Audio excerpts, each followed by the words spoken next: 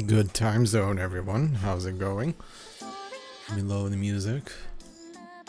Now, just to give you a bit of a heads up, I've had a bit of an anxiety spike just before I started streaming, so if I'm not completely on my game, that's why.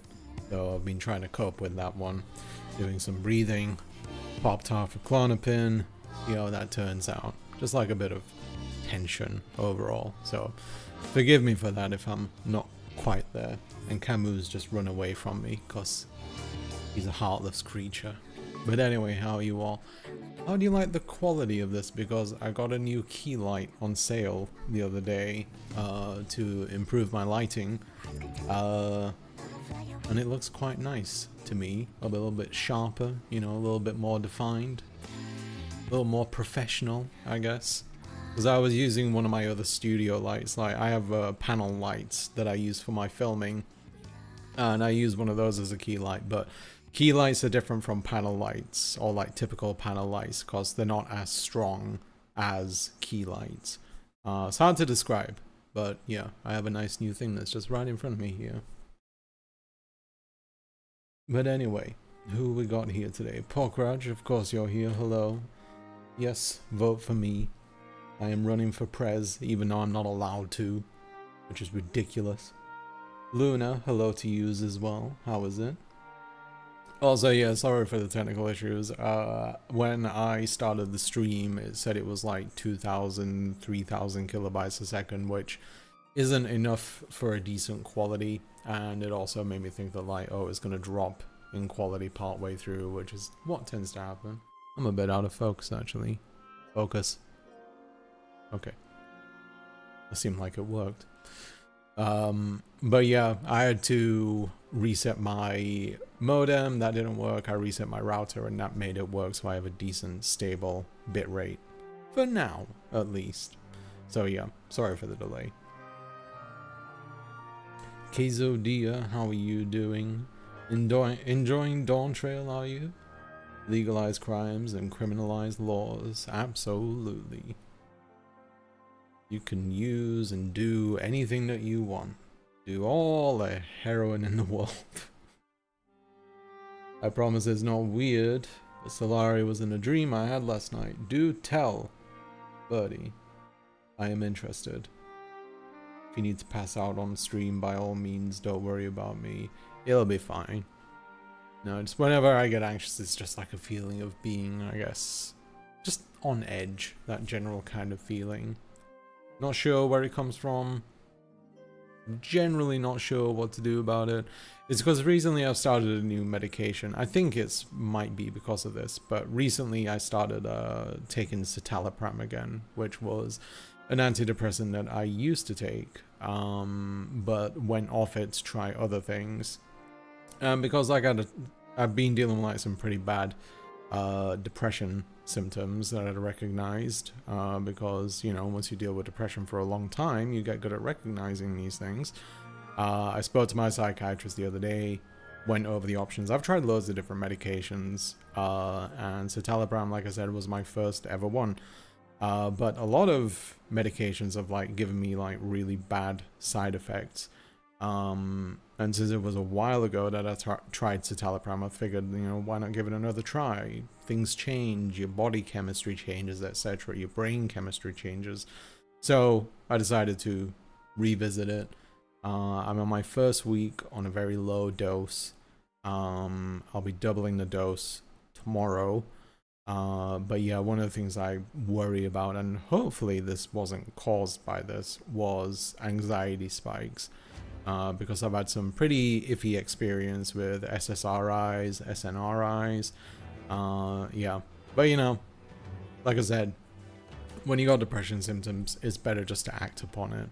Like, one of the things that hits pretty hard with me is, like, I generally find it difficult to find enjoyment in the things that I usually enjoy. And yeah, that, like, you know, that sucks. That just makes depression even harder for you, because it's like, how do you get out of something when you can't even like bring yourself to enjoy the things that you love? So yeah, it's, you know, I spoke to my psychiatrist about it. They agreed. They thought it was a good idea to try citalopram again. But yeah, we'll see how it works out. Maybe in 4 to 6 weeks times, I might seem like a far more vivacious person, a happier person, etc. We shall see. And you know, given the situation that I mentioned prior, what with my mother, I assume you can put 2 and 2 together as to like how this kind of thing came about. Oh yeah, I'm playing the Final Fantasy XIV Shadowbringers soundtrack right now. Good soundtrack. By the brilliant Masayoshi Soken, who is also a cancer survivor. I remember a few years back, they had a, they do like a fan festival around the world every year for Final Fantasy XIV. And one year they made the announcement on stage that he was in remission. He actually composed the soundtrack for Shadowbringers while he was in hospital, going through treatments. And it was a very, very wonderful and emotional moment, seeing all of his co-workers crying over, you know, crying with this relief that they managed to keep this man in their life. It was a wonderful thing. Be a very talented composer. Alright, what's his dream, buddy? It was like some kind of country fair thing, and I was talking about that jackass I used to know who has a similar name to you, being like, no, Salari with an I is the cool one. See, well, I don't know about cool, but thank you.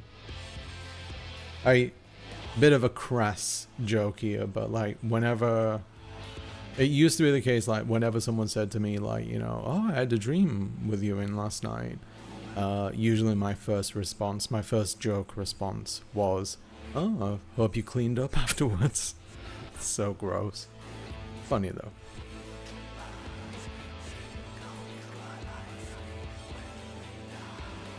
Oh yeah, I'm avoiding the tea today, sticking to the gamer cup with the gamer juice inside of it to avoid caffeine. You always slay. Well, thank you very much. I try my best. My dear wife Salari is here, and yes, don't forget to click the like button if for the stream. It does help get it out there. We're here to allay any difficult moments. Yeah, I know you all understand. You know, you've all been there. Hello, fellow criminals, who's ready for crimes? I'm always ready for crimes. You have no idea how much pirated software I use. Starfish Face. Starfish Face with their famous, world famous comic. Can I think of a pun? With their world famous comic, Cash Grab. That's what it's called, right? Cash Grab, starring Ryan Reynolds as the main character in this comic without his permission. Okay.jpg. Okay. You try and come up with something better.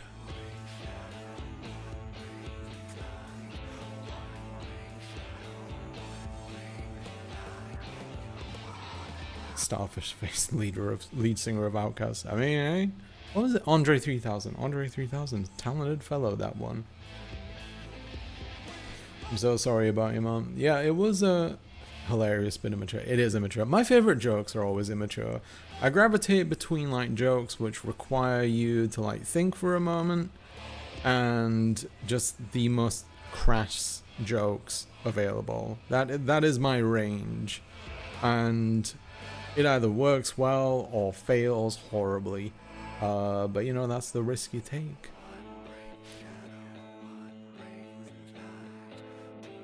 Syndrome Noir, hello, how is you? Steve/Dio, how are you doing as well? Sorry to hear about your mom. My cousin had to go through chemo last year and is doing better now. That's great to hear. It's an awful, awful experience, and it was very difficult being away from my mother during that time.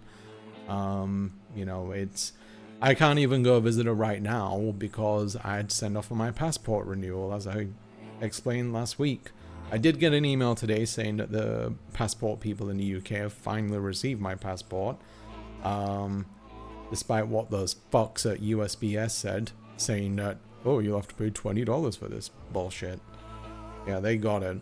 But yeah, I still plan to visit there in November under much better circumstances now. Also, I found out as well that apparently they want my mother to be part of a case study, because as I previously announced, she has, or had, that's nice to say, she had a rare form of cancer that was caused by HPV that they had no idea was in the system until they found cancerous growths on her, which, you know, they weren't sure where that came from or anything. So yeah, if you haven't been vaccinated for HPV or tested for it, get tested and get vaccinated as well. Like, I think one vaccine and you're done for life. But yeah, it's really fucking important. Like, that wouldn't have happened.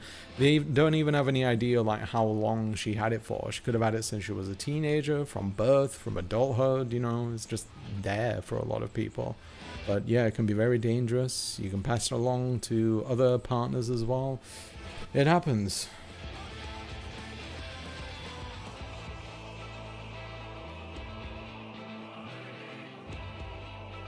You'll love this character from a Hindi movie called Crime Master Go-Go. It sounds like a character from Kill Bill or something. But there was a character in Kill Bill actually called Go-Go Yabari. It was the girl that dressed like a schoolgirl who had the, what's the weapon? It was like the ball on the chain with the razors. It's not Kurosagami, that's like a scythe on the end of the blade. But you know what I'm talking about if you've seen Kill Bill. Kill Bill, good movie.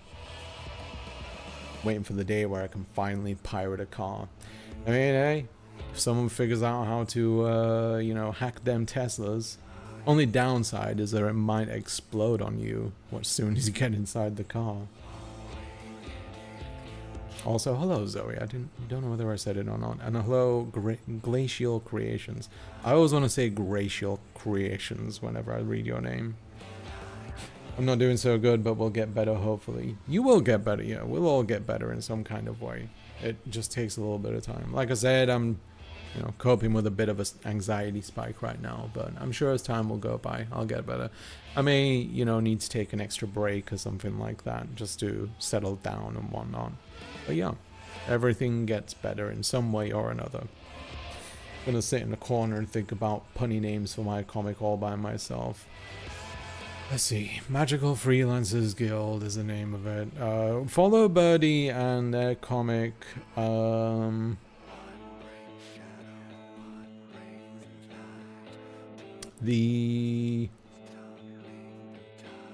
used Mystical before. God damn it. I'll come back. Wait, let me... Once I have the break, Birdie, I'll think of something then. I will use my break exclusively to come up with a pun for your comic. I'm suspecting BDP symptoms. I assume you mean borderline personality disorder. Trying to get an evaluation soon. It's killing my mental health. Yeah, borderline personality disorder, while it doesn't sound too bad, is awful. I have it in my family, and that person is extremely difficult to deal with. Made my family's life a living hell, without, you know, being too detailed about it. But yeah, borderline personality disorder is absolutely no joke. Very, very hard to treat and diagnose too. Andaz Apna is one of my many Hindi movies that are great fun when you're elevated. I've never heard about that. Then again, I'm also, you know, not very clued in about the scene of Bollywood, and it's Bollywood and something else, I can't remember it. But yeah, I have friends that are really into it, but the closest I got, I wanted to watch RRR, but I don't know, I just saw 3 hours and I recoiled. Has Kalama being the new candidate made you feel better? I mean, Hollywood, that's it, thank you. Frequently misdiagnosed. Yes, borderline personality disorder is very frequently misdiagnosed. It flies under the radar all the time or is completely misdiagnosed.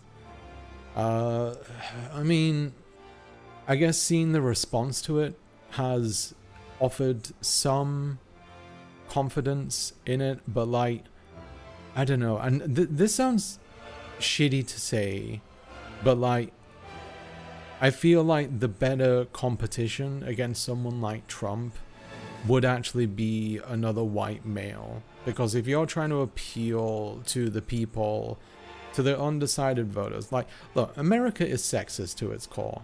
Like, you know, Britain is sexist to its core. Even though we've had 2 female prime ministers, and both of them sucked. Especially Liz Truss, the shortest prime minister in our history. But, yeah, like, it's, I don't know, as, like, tactical approaches go, it felt like they probably would have had to, like, pick a white male just to sort of, like, counteract that, because a lot of people in America are just straight up fucking sexist, and they were like, oh, voting for a woman, and nonetheless like a woman of color. And Kamala herself, like, you know, she sucks. Like, that's just how it is. And American politics, they are just a shit show in that, like, you're not really voting for the candidate you want, you're voting for the candidate that you don't want. And that is awful. I mean, in the UK elections, same kind of deal. Like, we voted for Keir Starmer just because everyone was so sick of the Tories, but no one cared about Keir Starmer.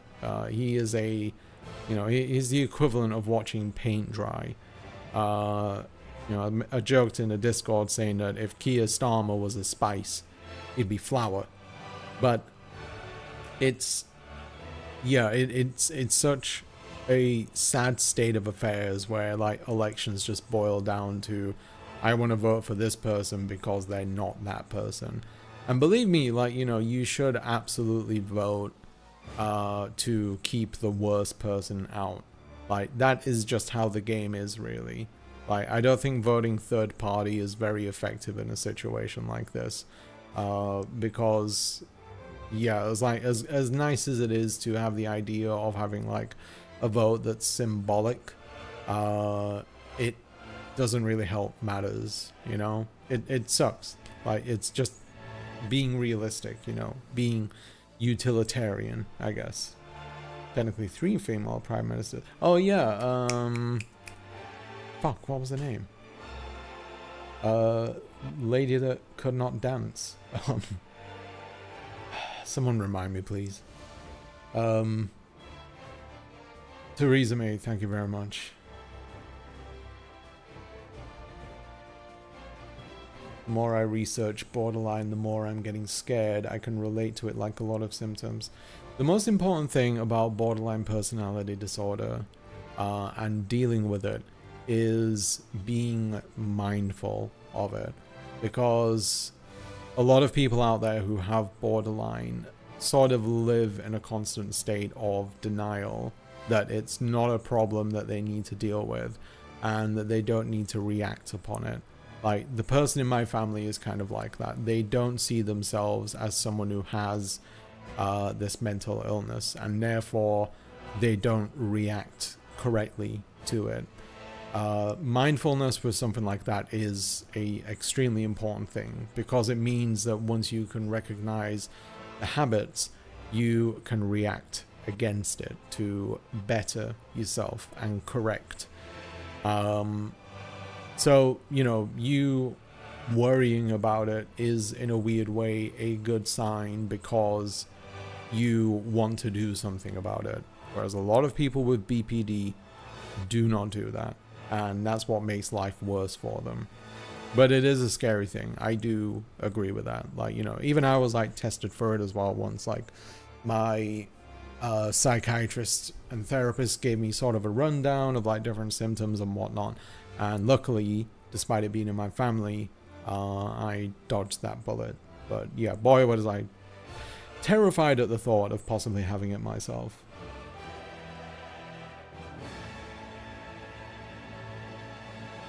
Excuse me, it's Daddy Kiyostama. They tried to yassify him and I burst out laughing. Oof, yeah, it's... You cannot make that man interesting. I think, like, they said that the most interesting thing about him is that he went to high school with Fatboy Slim, and who cares, really? Yeah, and catching BPD at a really young age is actually really good, because the person in my family was diagnosed quite late into their life, and, you know, by that time a lot of damage had been done. My mindset at this point is vote blue no matter who. That's sadly it, you know. It's, you know, that's just American politics for you. It's been like that for a very long time. It's just, yeah, I don't know what else to say about it. It's just the state of things. In an idealistic world, we'd all be voting for candidates who, you know, got us excited. Like, that's why Bernie Sanders was such an exciting point in history, because so many young people had a candidate out there. Young and older people had a candidate who was like, wow, this person gets me. But then, like, you know, obviously you got screwed over by the DNC, and, you know, okay, well, I guess we're voting for the geriatric guy. More than anything, they just need to put age limits on who can run for president.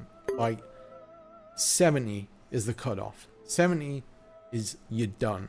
And, like, if you know, when it comes to, like, running for president, like, you know, you can run, like, at the age of 66, but then you can't get a second term. It's like, well, you're 70 now, so, you know, go do something else. Retire, whatever you want to do.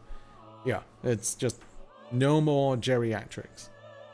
The way I see it is that, like, if you're not going to live long enough to see the consequences of your actions with something like climate change, etc., like the consequences of your policies, then you shouldn't be someone that makes decisions based on those things, you know? Just stopping by to say hey. Depending on how fast I work, I'll probably pop back in. Well, thank you very much, Evangelist. How are you doing? Assuming you're not too busy. Nice to see you here. Can I please steal that? Absolutely, go right ahead. I was crying to my therapist Monday. Like you said, I was like that, treating all my problematic behavior as normal. Now I can't help but reflect on all my terrible habits that I had. That's a super common thing. Like, you know, I was diagnosed with ADHD pretty late in life. And even though it was like a very affirming moment for me, part of me looked back on past behaviors, and you have kind of like these regrets that this wasn't something that was seen sooner. So you could be like, damn, if only I'd known earlier, like I could have actually done something about this shit. Like I could have done better at school, I could have done better at university, I could have done better with relationships, you know, with friends and family and all that kind of stuff. Like, ADHD hasn't been like massively destructive in my life, but when I think about, you know, various events, I consider like what life would have been like had this thing not been lurking in the background and unrecognized. So yeah, it's a perfectly normal feeling. What matters is what you do with the future, really, with the new knowledge that you're armed with. I'm doing all right, minus the carpal tunnel. Hope all of you are well. Carpal tunnel is horrible. I get that myself. I have like one of those compression gloves to help with it. All that gaming when I was in my teenagers, playing Counter-Strike, moving the mouse around with very low sensitivity, and probably guitar as well, if I'm being honest.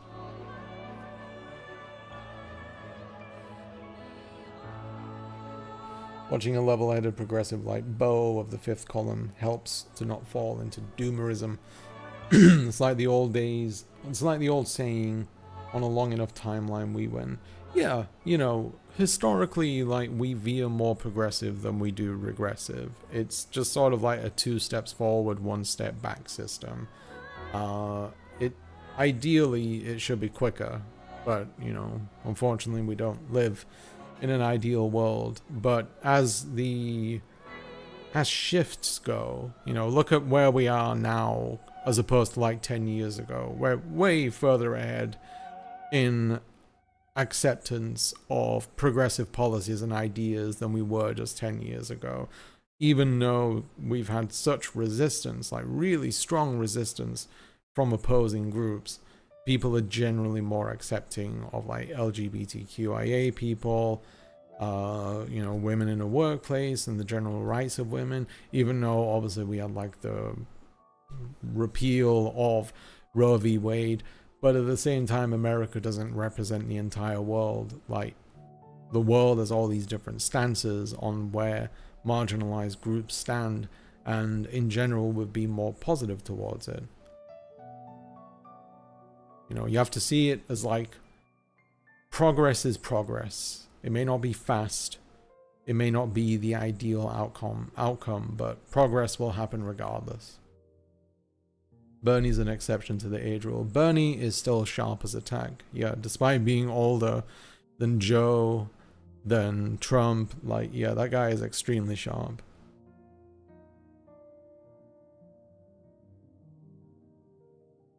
How are you treating your ADHD other than medication? What's most effective for you? Trying to, I mean, part of it, like practice wise, breathing exercises can help quite a bit. They're a bit hit or miss with me. Sometimes they're fine, sometimes they're a bit but I think like stepping back and recognizing certain patterns is what helps for me. Like, if I, you know, one thing that I struggle with quite a bit is executive dysfunction and also rejection sensitivity. With these two things, like, you know, they can make it very difficult to just operate on a daily basis, especially executive dysfunction. So when it comes to that, one of the common behaviors of, or one of the common feelings that comes from executive dysfunction is really just feeling awful about yourself and your ability to just do things. You know, if you're there on a day where you said, I'm going to clean the bathroom today, and next thing you know, you just sat on the couch watching Netflix or whatever, and you just like, you know, I'll get to it soon. I'll get to it soon. I'll get to it soon. And then you just don't get to it. And you start feeling that feeling where it's like, you know, why can't you do this? What's wrong with you? Like, just get started. Like, what's the problem? Why are you sitting here? Like, is there something wrong with you that makes you feel like this? You know what? Everyone was right. You are lazy. You're not able to push yourself to do the things that average people do. Like, all these thoughts, and then you just feel like you're punishing yourself. You feel like you're losing self-worth and all that kind of stuff. But with that kind of pattern, you know, I have gotten better at recognizing when these patterns start emerging, and when it does, I have to sort of like try and correct myself and say, like, this is just how things are. Like, you have difficulty, and you have a reason for having difficulty, and therefore you should not feel bad about yourself for not reacting in the way that you would hope to, like for not getting on with this thing immediately and, you know, doing it perfectly. And oddly enough, accepting that makes it easier for me to actually get started on things. And then I tell myself, once you get started, you started, you've begun, and then you can go from there. And then I find that, funnily enough, like, my ADHD ends up becoming sort of a boon at that point, because I end up getting really invested in something. Like, I get focused on something. Like, you know, if I'm cleaning the bathroom, Suddenly I'm like getting inside the faucets. I clean the bath, I clean the tiles. Then I notice the toilet's a little dirty, so you know I'm going to get that. And then I just go on a spree. And if I really want to help the spree, I'll take some Ritalin. And I'll be like, this place is going to get blasted in a second. Like, this place is going to be clean as a motherfucker. And yeah, that does help. But obviously not a lot of people have Ritalin. And in the US right now, there is a shortage of Ritalin. Which, lucky for me, I'm stocked up. I could go to the nearest university and make a killing from this. Just to be clear, I'm not selling narcotics to anyone. Just saying I could. Got uppers, downers, you name it.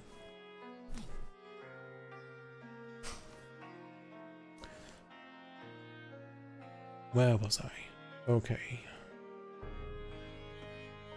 But yeah, you know, it's I genuinely think like the golden rule to ADHD is just to practice not being mad at yourself, because that is the easiest trap to fall into, because all of that just dominoes into like all these other negative feelings, and you just feel worse and worse, and then you end up feeling more trapped as a result. And if you have a lot of stuff to do, if it's not just one thing, if it's not just cleaning a bathroom, if you've got a laundry list of all kinds of things that you need to do, see it not as a whole. Don't see it as a mass of things. See it as one thing at a time. Write a list down, get some bullet points, tackle them one by one, chip away at it. It's not about smashing all of these things at once. It's about chipping away. And as you chip away, as you start crossing off more things, you'll start feeling better about yourself. You'll start feeling more accomplished.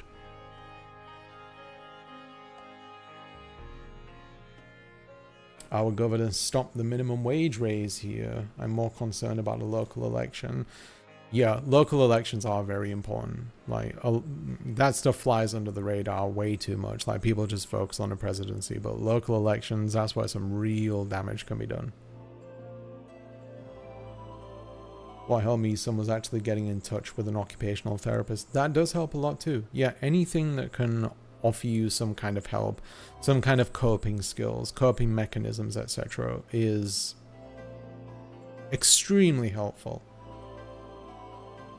You know, you don't have to be alone with stuff like this. Everyone is different. Everyone manages their symptoms in very different ways. What works for me may not work for you, but there will be something that does work for you. Yeah, momentum is key, as Max says. It's not a sprint, it's a marathon. About all the candidates, I wonder if there's anyone who seriously thought something along the lines of, I wish they chose Jimmy Carter instead of Biden. It would not surprise me. It would not surprise me at all. Even though that man, he is flirting with the Reaper every single day. Grim Reaper's just at his door, like, you know, you ready yet, Jimmy? No, I'm fine. I'm working on my peanuts.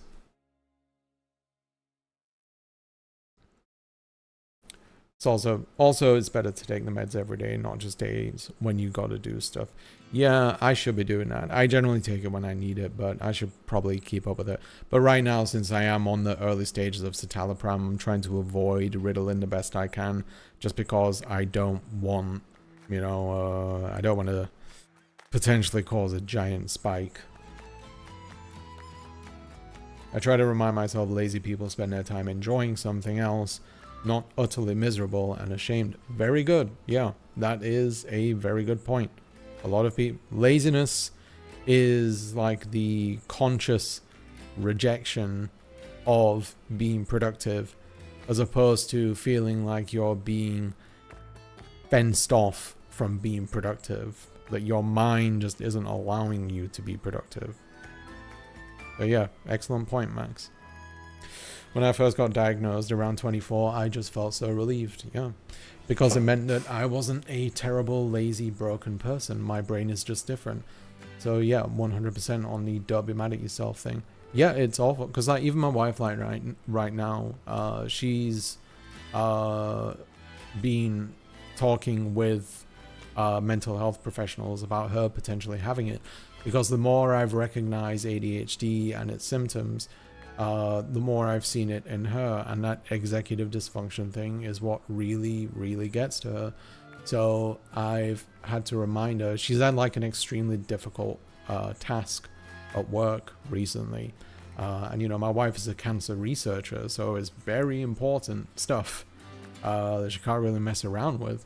So I've had to tell her, like, you know, you can't be angry at yourself here, because not only, like, you know, if you find yourself in a position where you are pushing yourself to do things when your brain really doesn't want you to, you end up being more prone to making mistakes in situations like that. So I had to like reassure her and say, don't be upset with yourself. Like, this isn't your fault. You're not being lazy. You know, it's kind of like when you were younger, like, did your parents ever tell you to like, did your parents ever tell you, like, you know, could you take out the trash? And you didn't do it immediately. And then later on, like, you know, 5 minutes later, your parents come back around, they see that you've not done it yet, and they're just like, fine, I'll take it out myself.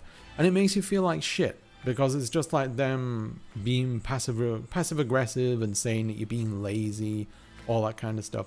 I had that so many times when I was younger, and I don't know if that was an ADHD thing or not, but it was just me telling myself, yes, I will take it out. But it doesn't have to be immediate, I assume, because, you know, a parent didn't say, could you take the trash out right now? But them giving you only 5 minutes and being upset that you didn't do it right away is a shitty feeling. And that ADHD feeling is sort of akin to that. It's like you going like, what did I do wrong by not doing it right away? So yeah. Yeah, if you really cared, you would have remembered. Yeah, acting like you don't care about it is bullshit. It's emotional manipulation, really. Yeah, similar kind of feeling. If I was to liken it to anything, yeah. Miguel, love your videos. Life for the collection landscape is crazy right now.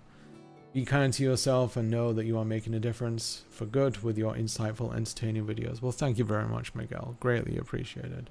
Good to know that some people feel that way about my work. Although, weirdly enough, my next video is going to be about fine dining.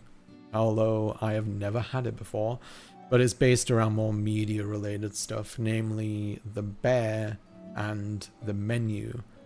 Two products about fine dining that have very different takes on it. Very good things, but yeah, should be a bit different, not something that people generally expect. Should try fine dining at least for research. You know what? I considered it, but it's like $500 per person, and yeah, it could be a tax write-off, but I don't know. On an ethical level, it just doesn't feel right.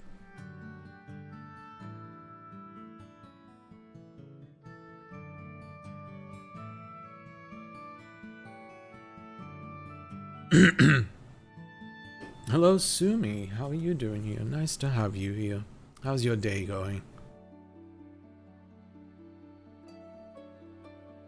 I think your video about violence in video games a lot, to be honest. I don't know why. Yeah, I enjoyed making them. I always really enjoy making the videos on video games, just 'cause it's one of the things that I'm really passionate about. Although they are hit or miss. You know, one time I can do a video about the game industry and how it's unsustainable. Then I can do one talking about like whether video games can be fun, and it just absolutely shits the bed. Oh, YouTube. And my audience, I guess. Not to pass the blame or anything. They're telling me to get SSRIs. I might jump onto that from next week. It's always worth a try. Yeah. Like, always talk about medications. If you have any medications that, like, you know, don't agree with you, if give you too much anxiety, whatever, always be open about it. Don't feel that you have to stick with something that makes you feel terrible. Always be communicative. And, you know, it's good to keep a list of, like, symptoms that you have.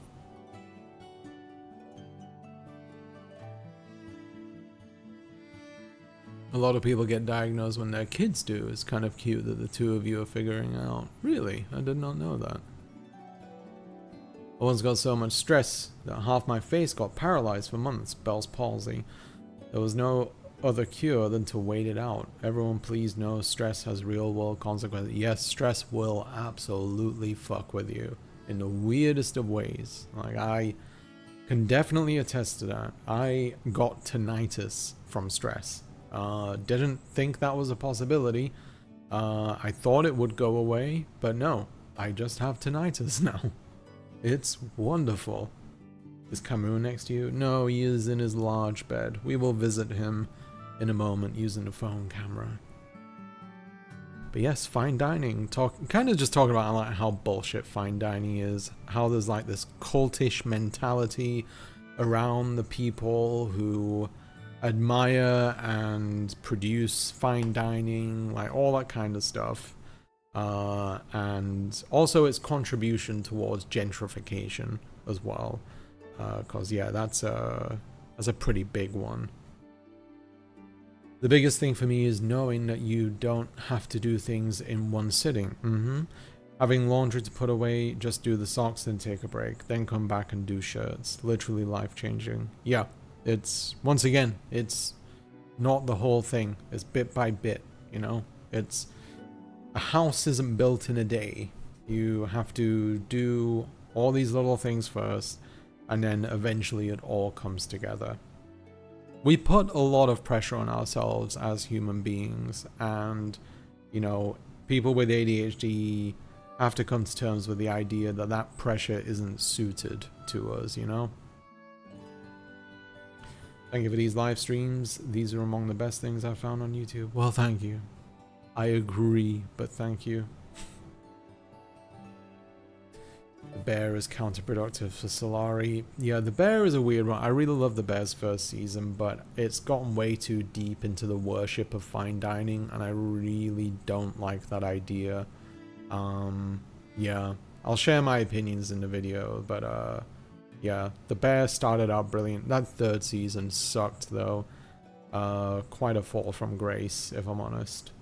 But yeah, it's fine dining. You know what? I admire the work that goes into it. I do not admire the process by which people think that it should be made, i.e. abusing chefs and workers and all that kind of stuff. But yeah, it's I don't know. It's one of those things where it's like, should something like that be created from suffering? And the answer, I think, is unequivocally no. I hate fine dining means tiny portions. Yeah, that too is bullshit. I prefer going to Cheesecake Factory for a big meal and a good piece of cake for half the cost.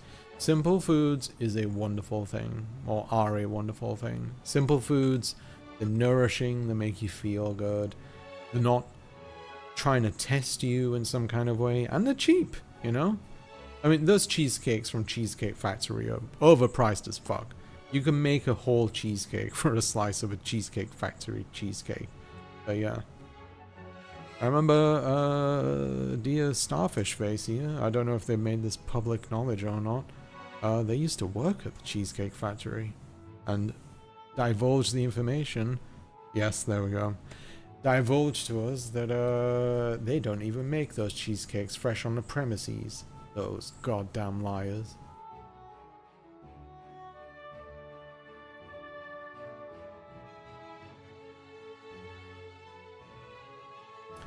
Hi Cat Father Man and Cat Mum. Hi cats, I'm doing okay today, thank you. How are you all?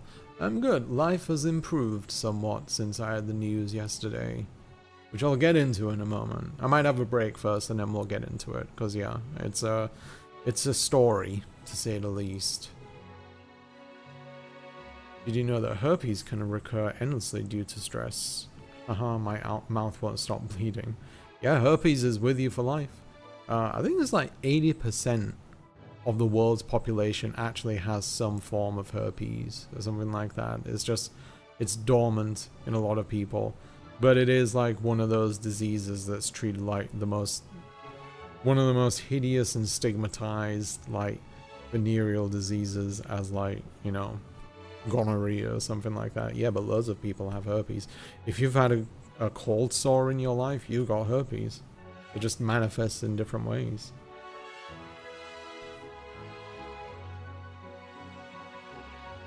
Regarding fine dining, I love the movie The Menu. The speech at the end about the cheeseburger is perfect. Yeah, the menu was really great, and I chose that as sort of a counterpoint to The Bear because of how it calls out fine dining and what it's become. And you know, the cheeseburger thing is a perfect analogy for you know, how there's beauty and joy to be found in the simplest of foods. Like, you know, it's, you know, as a baker, like, I like to challenge myself with like more difficult dishes, but I've never been of the ambition that I need to, you know, get into like complicated fermentation stuff and like all kinds of like bizarre reductions with unusual ingredients or all that kind of stuff. Yeah, it's something that I felt that was like, you know what, I don't believe I would enjoy making it. I don't believe I would enjoy consuming it. I'm sure it'd be impressive, but I have no interest in it. I like the tried and true. I like experimenting a bit, but you know what? I like the simple stuff. Bread is a wonderful thing. Cookies are a wonderful thing. Brownies are a wonderful thing, you know? It's all, the beauty comes in simplicity. The beauty comes in flaws. All that kind of stuff.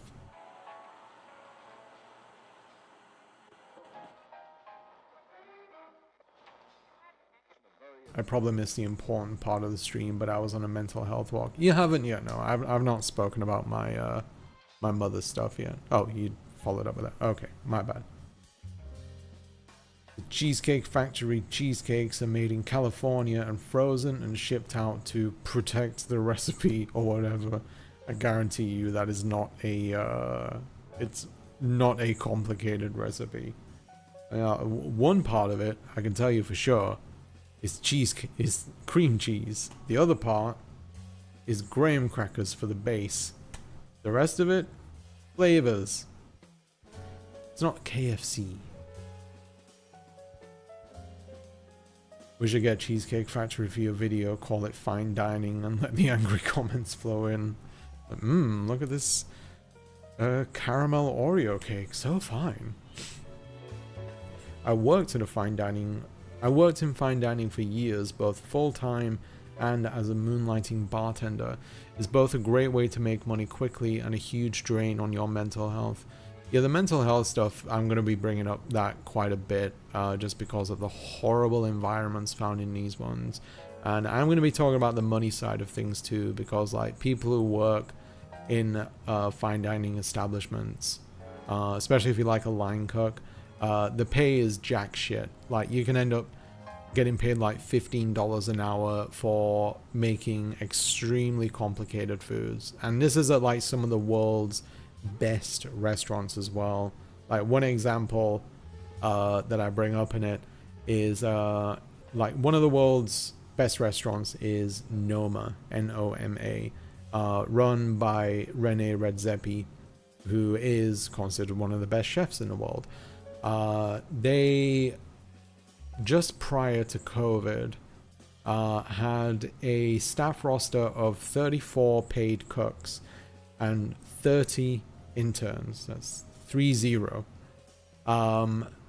None of those interns, who were doing a lot of work every single day, none of those interns received any pay. And much of what they were doing at that restaurant was absolutely useless as experiment, as learning goes. And considering the very, very, very wide range of things to learn at a fine dining establishment, having an intern do the same thing day in and day out and not picking any other skills up is unforgivable. But yeah, it's a bigger mess than you can imagine. And you know, I've seen a lot of accounts from a lot of people that worked in fine dining, including people who were head chefs who just straight up left the industry to do more simpler dining. Like, for example, there's a restaurant in Chicago, I think it's called Big Kids, and it's a fine dining chef. I can't remember his name, who instead of doing fine dining, he turned his skills towards making like 90s inspired foods, just like sandwiches and, you know, mac and cheese plates and burgers. Like he has a burger called the Shitty Burger, Shiddy, Shitty Burger, Shitty Beef, and they look great. Like they even like made the website look like a shitty 90s website as well. But yeah, he said he's much happier doing stuff like that just because it's food that everyone loves. The main ingredient for cheesecake is cheesecake. Wow, never would have guessed. I mean, there's that's the company secret right there. I love chocolate chips. That's the way to win me. Chocolate chips, always a banger. Anything with chocolate chips is instantly improved. We all love bread. Yep, bread is the thing that unites us. In fact, at the beginning of the video, I have like a little thing about bread, going over its like background and why it is such a special thing that, despite being around for millennia, is still stuck with us and has become such an important part of cultures around the world. Like in every single continent, bread is part of our identity as human beings. But it was also born out of experimentation, which has just been built upon over the years. You know, flatbreads, white breads, wheat bread, sourdoughs, etc. Like all these different things. Bread is a part of being human, I think. Unless you have celiac and then, you know, you're just eating pretty shitty bread. I'm sorry, celiac sufferers and gluten sufferers, gluten intolerant people.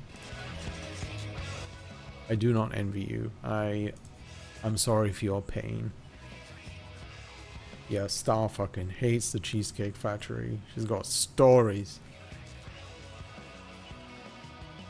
When I worked at a bakery, they made a huge deal about not sharing a recipe, but I can't help that I memorized it. Ooh, I'm curious. If I feel like throwing that in the Discord with a spoiler over it, be my guest. We use, I'm gonna butcher this pronunciation, Bastogne cookies for the bottom. There's a slight hint of cinnamon in it. Very Dutch. Ooh, that does sound good. Yeah, in the UK we use digestive biscuits inside of it as well, which is a bit drier than a graham cracker, but it does give you a far more solid base, and it mixes really well if you want to put other spices in there. Oreo cookie bases are amazing though, like they're nice and moist because they've got all that buttercream mixed up in it and everything.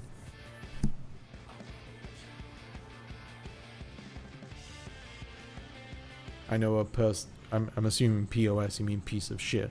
I know a piece of shit who loves that restaurant. Yeah, it's, I mean, you know, all of these fine dining restaurants, like all they're doing is catering to bougie arseholes and like finance bros and all that kind of shit. Like I even looked online for the research of this video to see, like, you know, what lovers of fine dining think about it. Like I remember I stumbled on a thread in a subreddit, I think it was Unpopular Opinions or something, and there was someone there that like gave a very level-headed take on what they thought about fine dining, and they said that they think that it's overpriced, that it's pretentious, that the industry is terrible, etc, etc. And the only responses that they got were a bunch of fucking snobs who were just like, maybe you're too poor to understand it. And I was like, fuck you. Like, too poor to understand it. You can be rich as hell and still think that fine dining is garbage. Like, sorry for not wanting to pay $500-600 for 7 bites of food. I said Bastogne correctly. Oh, wonderful. See, I'm not completely stupid, but thank you. I just made bread yesterday. Oh, you'll have to share it. What kind of bread you make? I love a simple white loaf, personally. Like, I can make it with my eyes closed at this point. I have the memory. I have the whole thing memorized. It's so easy. I might, as part of like the video, I might do like a whole thing at the beginning of me making some white bread. Maybe slip in the ingredients and how to make it. But yeah. Kelly Mausu, hello, how are you doing? I visited your stream once or twice. I do remember, yes. How are you doing? Where's my mod? We're not quite there yet. I think I've only got one mod here right now, and it's my wife. And she's working. But don't get any ideas.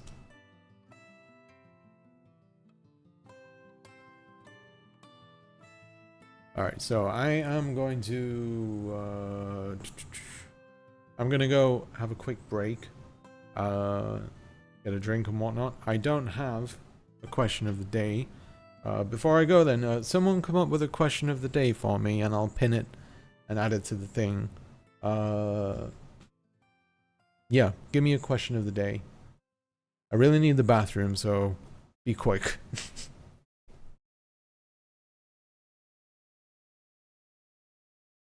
I'm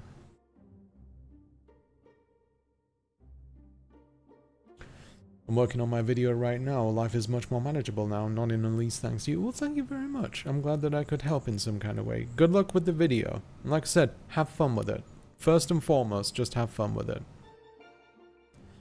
What's the most depressing music you've ever heard? I might skip on that one, Dio. No offense. What's your favorite Christmas movie? I think I may have actually asked that around Christmas. Yeah, I did actually. Favorite homemade meal from your country? That's a good one. I like that one. Okay, you win, Viking bread. Viking bear bread. I got bread on the mind. Let's see. Let me just oh yeah, I guess I can just pin your message. Okay, message pinned. Favorite homemade meal for your country? Okay, so answer. While I'm away, I'll be about 5 minutes or so. Yeah, I'll be right back. Enjoy in the meantime. I need to put on some more music, I think. Yeah, continue enjoying the Final Fantasy XIV soundtrack. Okay, be right back.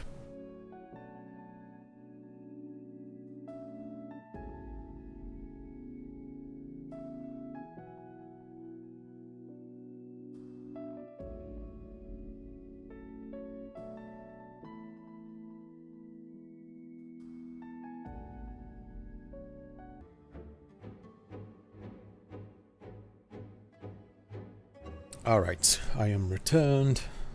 A very old-fashioned way of saying that I'm back. Let's see what you got. Oh wait, just 1 second. I got a text from my mother-in-law a moment ago.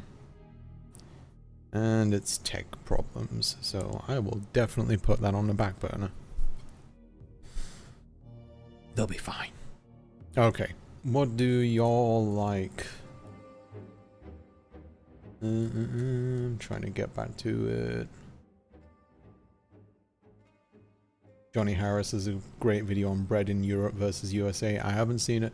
No, I've not seen it. But yeah, I have my opinions on American bread. It's awful. That's why I started American bread. I have to thank it though, because it's the reason why I got into baking, because I hated American bread so much that I decided to make my own. So thank you, American bread, with your horrific amount of sugar / high fructose corn syrup. Alright, so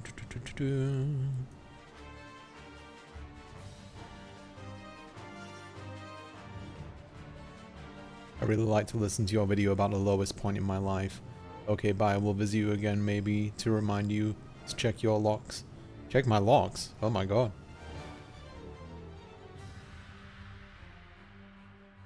Let's see. Okay. I'm gonna probably butcher this too. Boroncool stamp pot. It's mashed potatoes and kale with mini bacon bits and gravy and a huge smoked U-shaped sausage. It does sound good. I would take out the kale myself just because I cannot stand kale. But it does sound very nice. It does sound very Scandinavian too. Sounds quite German, actually, but I'm probably thinking that just because of the big sausage. Another weird out of context sentence.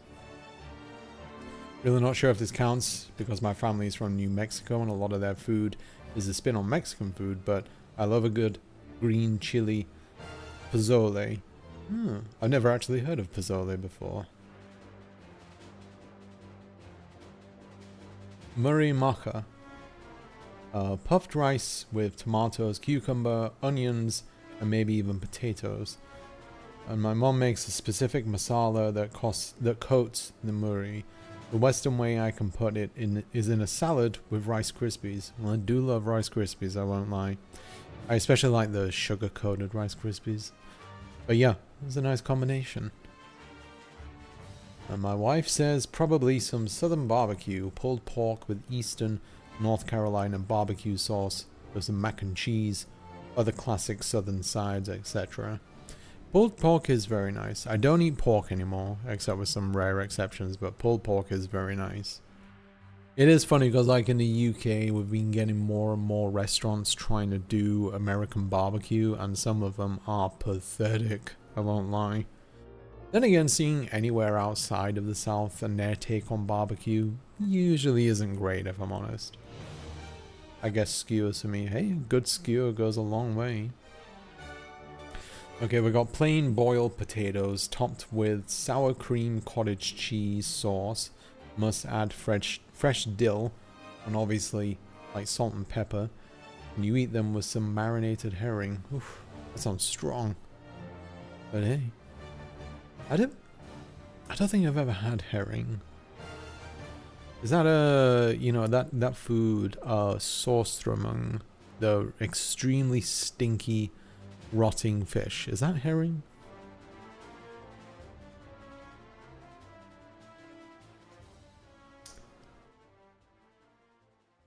Oh yeah, I forgot. Go follow Birdie Blake and their comic, The Marvelous Freebird Gang.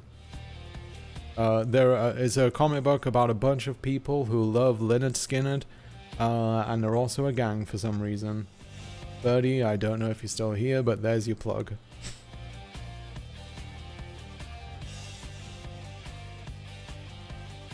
Freebird! Oh yeah, and also go follow the Starfish Face on their YouTube channel, and Zoe B as well. They both make wonderful content. My content's better, but you know, it's not a competition.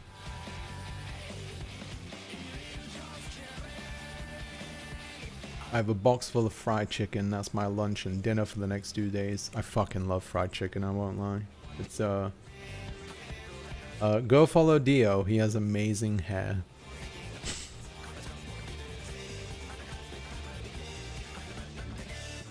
Yeah, I do love fried chicken. I am a fried chicken connoisseur. I would love to do a fried chicken tour. I remember in the UK actually there was this kid in London. I think it was like 12 or something, but he had like a YouTube channel where he would just go to like loads of different chicken joints in London, and it was pretty damn great, I won't lie. But my favorite, despite living in the South, my favorite fried chicken place in the world that I've ever been to is still one in the UK. I've spoke about it before. Marston's Chicken. It's the bomb, as the kids say. The kids definitely say. Maybe they do, for all I know. I don't know what kids are talking about now or what they say. But yeah, it's incredible.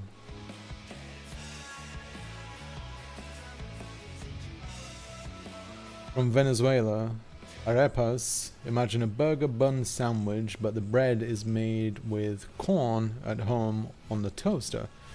You can fill it with anything and it's a salty breakfast. I do love a good salty breakfast. Yeah, I've never heard. I think I've heard of arepas before, but I wasn't sure what it was. Boring answer, ham and cheese sandwich or PB&J. Simple but delicious. Can't go wrong with the classics. Absolutely, yeah. I mean, PB&J is incredible. You know, it's perfectly fine to have the basics as one of your favorites. That's comfort food for you. I don't know if you've ever tried it before, but peanut butter and Nutella blow your goddamn mind. It is so good. Ooh. Ooh, just thinking about it right now. Getting me sweaty. But yeah, it's so fucking good. If you've never tried it before, give it a shot. It's basically like a Reese's cup sandwich. So glad to live in Europe and have great bread, especially love sourdough. Yeah, you're lucky if you live in Europe still. That is one of the things that I miss from living in the UK, just being able to buy a basic loaf of bread at the supermarket and it being delicious. Pozole is a spicy chicken soup with green chili and hominy corn. It's easy to make a huge batch of on the stove or in the slow cooker. I see. Yeah. I'll have to look that up. Yeah, I'm not pretty sure now, and I've not heard of it before. I'm hungry now. Me too. I think we may have some pizza after this. Yeah, the tinned herring, sauerstrumming or something like that. Yeah, there's loads of videos online of like people opening a can of it. The can is like bloated because of all the gases that's in it, and it's supposed to like smell like death as soon as you open it. I am morbidly curious about opening one of those someday, just because it's one of those things like, you know, how bad is it? Because there are some people that just straight up throw up as soon as they open it and smell it. Glad to see you doing better, Salari. Love the content. Well, thank you very much, and yes, thank you for the sentiment. It's very nice of you. How are you doing, BKH?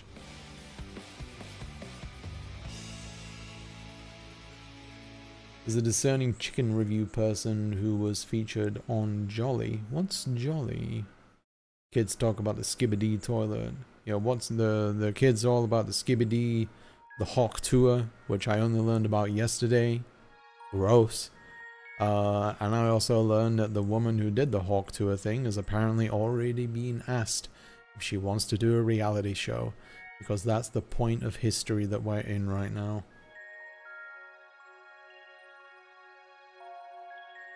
What do you prefer, KFC or Popeyes? Tough question. I really like both. And a lot of people in the South really don't like KFC, but I think the chicken is delicious. But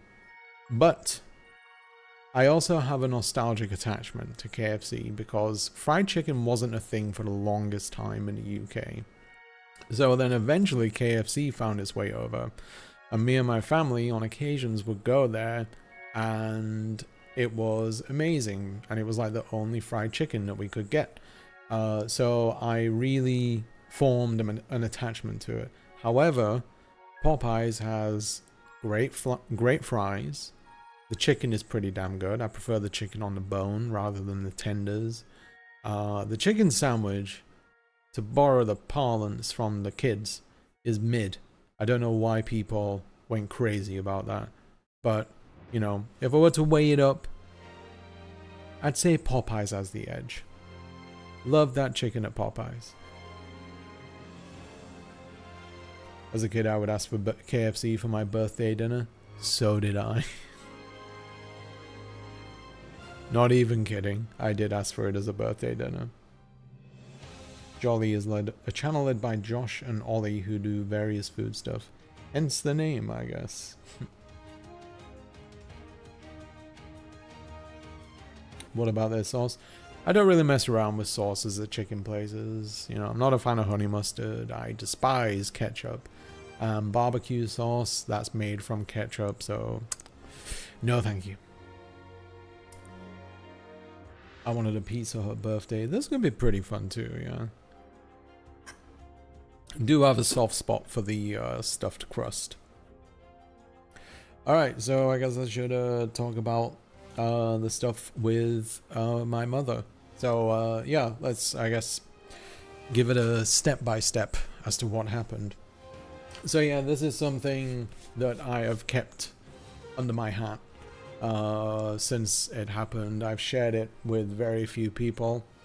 In fact, you know, of the people here, my wife, Star, and Zoe are like some of the very few people I shared it with. Obviously my wife would know about it, of course. But yeah, it was something that like I didn't really want to like put out there, just because I didn't want it to, you know, come across as me like trying to sort of like capitalize on an awful thing that was happening. I didn't want people to like, you know, think that they have to support me on Patreon or whatever just to you know, make me feel better or what have you. Because that kind of thing, you know, it always strikes me as being a bit underhanded, really, especially when it's not completely about me, you know. But yeah, like the beginning of this year, and I mean like the very beginning of this year, I think it was December 31st, my mother, prior to that, she'd gone in to, I think she went to see her doctor about it. They noticed this growth and they said that it might be cancerous. Went to get a scans, went to get a biopsy, and yeah, December 31st gets the results back, and they indeed confirm that it is cancer. They didn't know like at what point it was there, but they did know that it was a rare form of cancer. And yeah, rare it was indeed. Like I said, my wife, she works in cancer research, and even she looked up like papers, journals, whatever she could on it, and there was barely anything related to HPV induced cancer, because like I said earlier on, it was in my mother's system like for years and years, and it wasn't ever seen, because HPV testing has only recently become a standard thing as part of, you know, like going to the gynecologist and whatnot. So they ended up, you know, they said that we need to act upon this as soon as possible. And they took the standard path of chemotherapy and radiotherapy. HPV cervical cancer is well known, but her cancer wasn't that yet, because there's all loads of different types of cancer. And this one was one that was, you know, quite unknown. Unknown to the point, or rare enough to the point, that she has actually been asked to be part of a case study with Royal London Hospital. I don't know when I actually only learned about this earlier today when I was messaging her, but yeah, she said that she got some paperwork explaining the whole thing. So my mother will more than likely be part of a case study which can help other people. So, you know, it was a very sort of in the dark situation where it's like, we don't know what direction this could go. Like, this could be something that's like really easy to treat. It could also be something that is really, really difficult to treat. But, you know, after a few assessments from oncologists, they figured out a plan of action. You know, they wanted to approach it from certain angles. I don't know like the whole ins and outs of this whole thing, but yeah, they decided to do a surgery to remove whatever mass that they could. And you know, if I am misremembering anything here, my dear wife, please feel free to fill in the blanks. But yeah, they had to get surgery, and they removed a significant amount from it, so that really helped. But she still had some far more internally, so they needed to put her on the treatment course of chemotherapy and radiotherapy. Now, I don't know if many people know this, but you are only allowed so much chemotherapy in your entire life. Like, you can max out on chemotherapy and never be able to get it again. Sorry, radiotherapy. You can only have so much radiotherapy in your entire life, because they're blasting you with radiation, like really strong radiation too. So if you hit a point where you've had the maximum amount of radiotherapy, that's it. You can't get any more. Even if it's like 20 years down the line, you can't get it anymore. So because they wanted to be aggressive with this treatment. You know, they gave her the chemotherapy drugs. She had like an infusion at first.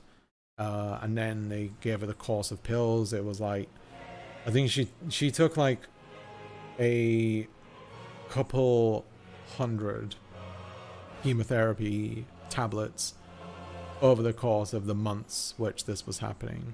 A lot.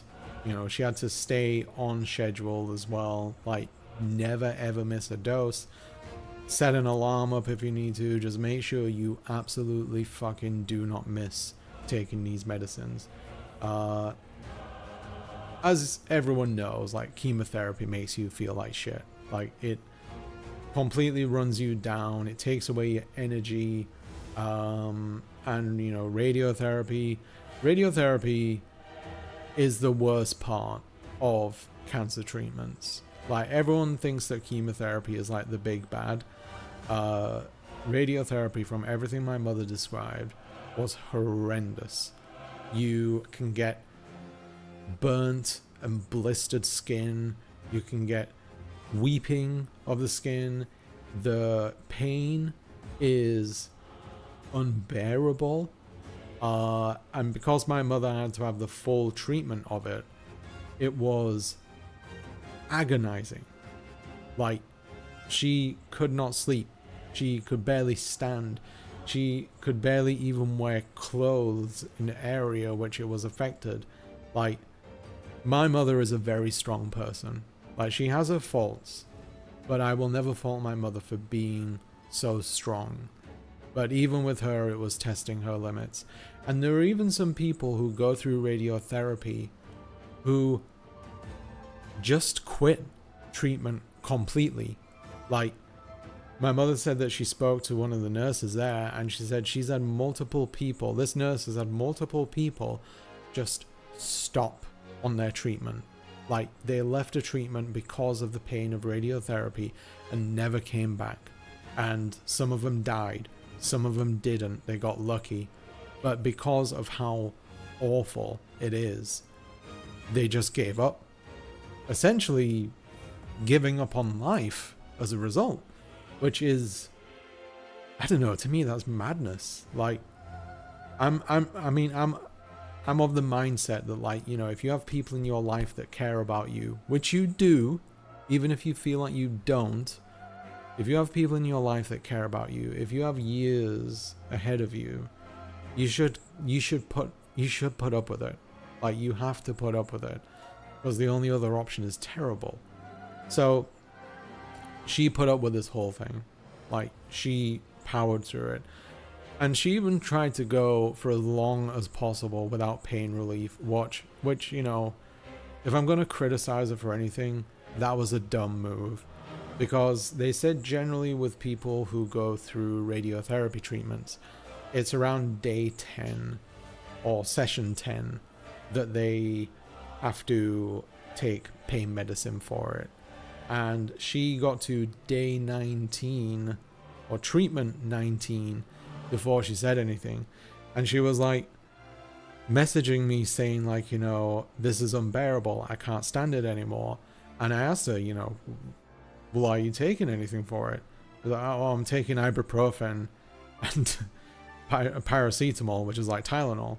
And I was like, what on earth are you doing? Like, that is not enough. And she also had like this salve as well, which is meant for radiation burns, like specifically for it. But yeah, I was like, you know, go speak to your doctor. And she's like, well, I don't want to get, you know, potentially hooked onto oxycodone, you know, hydrocodone, etc. I was like, look, every drug exists for a reason. Like, even the more hardcore stuff, like even fentanyl, which, you know, is a horrible drug that has destroyed lives. Same with hydrocodone, same with oxycodone, etc. You know, narcotics are narcotics for a reason. But yeah, she was just like, oh, it's fine, I'll see if I can put up with it. It's sort of like that broken boomer mentality of, like, you're supposed to just put up with agony just because admitting weakness means that you failed in some kind of way. So from afar, like, I have had to offer a shocking amount of emotional support. And you know, my mother is one of those people where it's like, whenever she hears words like anxiety, depression, or any other word that has like a solid association to mental illness, she doesn't see herself as being that kind of person, if you get where I'm coming from. She doesn't see anxiety as an ongoing mental illness. She sees it as something that you'd feel before you go on a roller coaster or something, which, you know, it absolutely isn't. So throughout this time, I had to like reword everything to make it more palatable to her. So like with anxiety, I'd say like, oh, you should try breathing exercises because they can help with these feelings. For depression, you should, I didn't use the word depression, I just said like, you know, you should try getting into hobbies, which she did. She really got into crochet during this time, and she even made like some crocheted stuff for charity for the Macmillan nurses, which was, you know, a really nice thing for her to do. And so yeah, I had to like really coach her through it. You know, there were times where she would like message me at like, you know, 4 in the morning her time, like talking about like how bad she feels about it. And you know, I'd take the time to say like, I know, like, I can't possibly understand the pain that you're feeling right now, but you can and you will do this. And it was about pushing that positive mental attitude, where it's like, you can't say that I can't do this. You can't say that I might get through this. You have to use the word will. You have to say, I will get through this. And that's advice for anything in life which is difficult for you. You know, we were talking about the ADHD stuff earlier. You got to clean the bathroom. You don't tell yourself, I should clean the bathroom. You tell yourself, I will clean the bathroom. There's a leaf blower outside right now, so excuse me if you can hear that. But yeah, the will is what matters. And it was really difficult though, trying to keep a head afloat or head above water during that whole time. And doing it from afar, really damn difficult. Yeah, it was just really tough, like seeing that or hearing about all that happening to a family member. It feels powerless. Like, it feels like, you know, no matter how much you try, no matter how many kind words you offer, it may not be making the difference. And she did tell me, you know, that it was helping, and it's nice to hear that. But whenever you have a family member that's in one of these positions, or even a friend, you know, you always feel like you just can't be ever doing enough for someone to make it better for them. You wish you could take the pain away from them. You wish that you could hold onto that pain for yourself, telling yourself that I would take this pain from them just so that they don't have to feel it. But obviously you can't. It's theirs, and the best you can do is try and coach them through it. But God, did she have to endure the pain. She went through the full force of radiotherapy, and she made it. She got through the chemotherapy. She got through the radiotherapy. I tried to be there for her every single day, messaging her, seeing how she was doing, helping her keep her head together, keeping it in a game. And, you know, like I said, my mother's a strong woman, very, very strong. And seeing her fumble like this was bizarre to see, just because you don't expect it from someone that strong. But she made it through.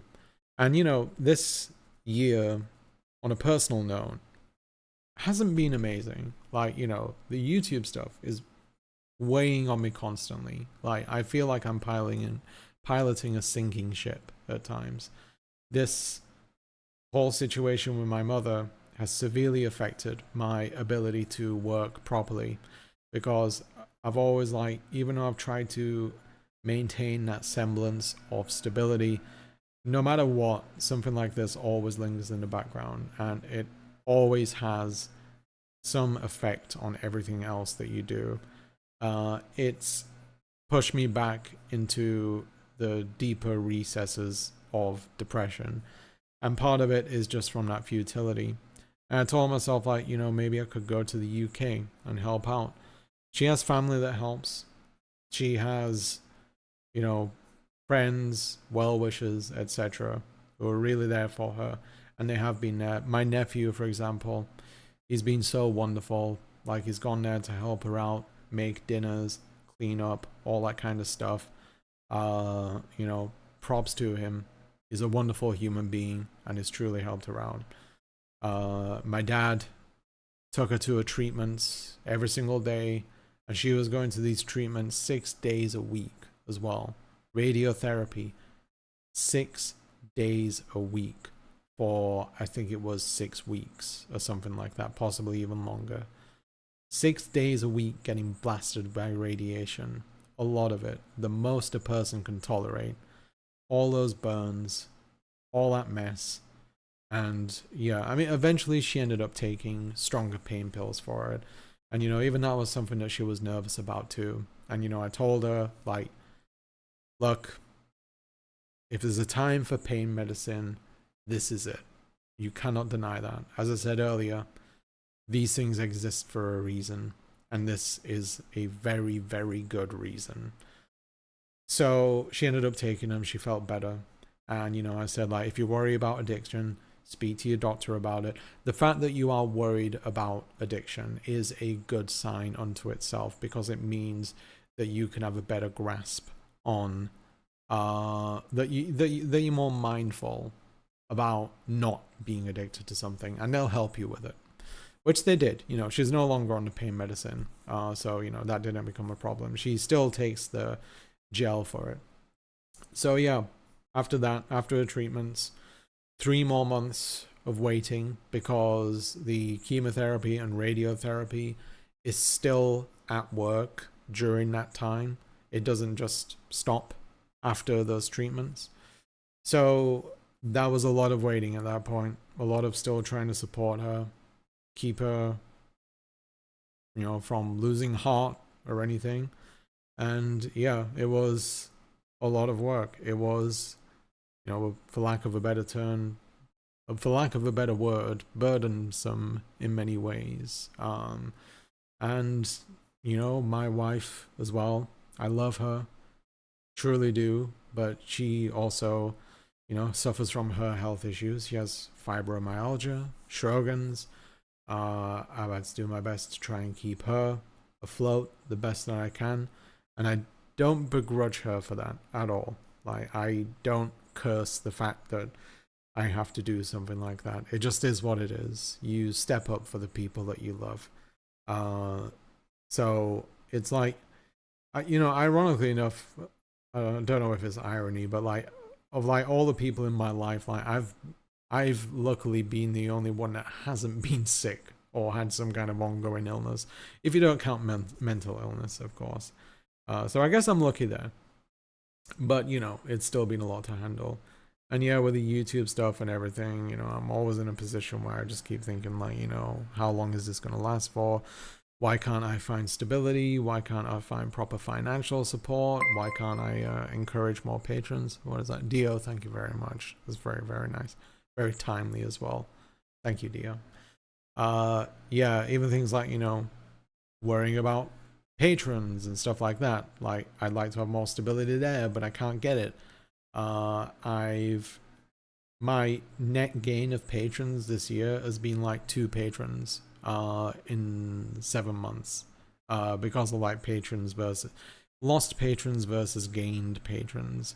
So, you know, that, and helping my mother from afar, keeping all of these plates spinning.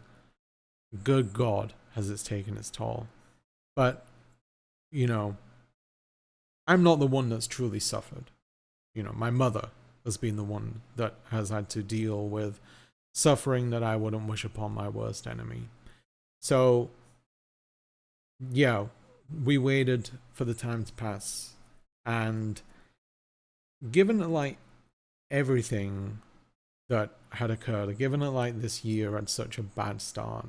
And you know how it goes, like you have one thing that happens, you expect the worst of the next thing. You know, you wait for these results. Like, you know, every time I would release a video following a bad video performance, you end up just expecting this one's going to do shit too.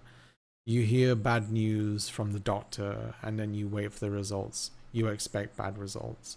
It's just how these things work. Shit rolls downhill. These things all snowball, whatever you want to call it. So, you know, my mother finally gets the appointment notice from her oncologist, July 23rd, yesterday. And like the night before, like I woke up after the Sumi, thank you very much. Sumi, you've been an extremely generous person to me. I cannot fault you in the slightest, but thank you very much, Sumi. You are extremely kind.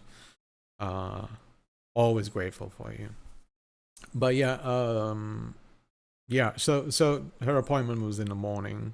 So I know that they get results before the time I woke up, because obviously there's a 5-hour time difference between here in the UK.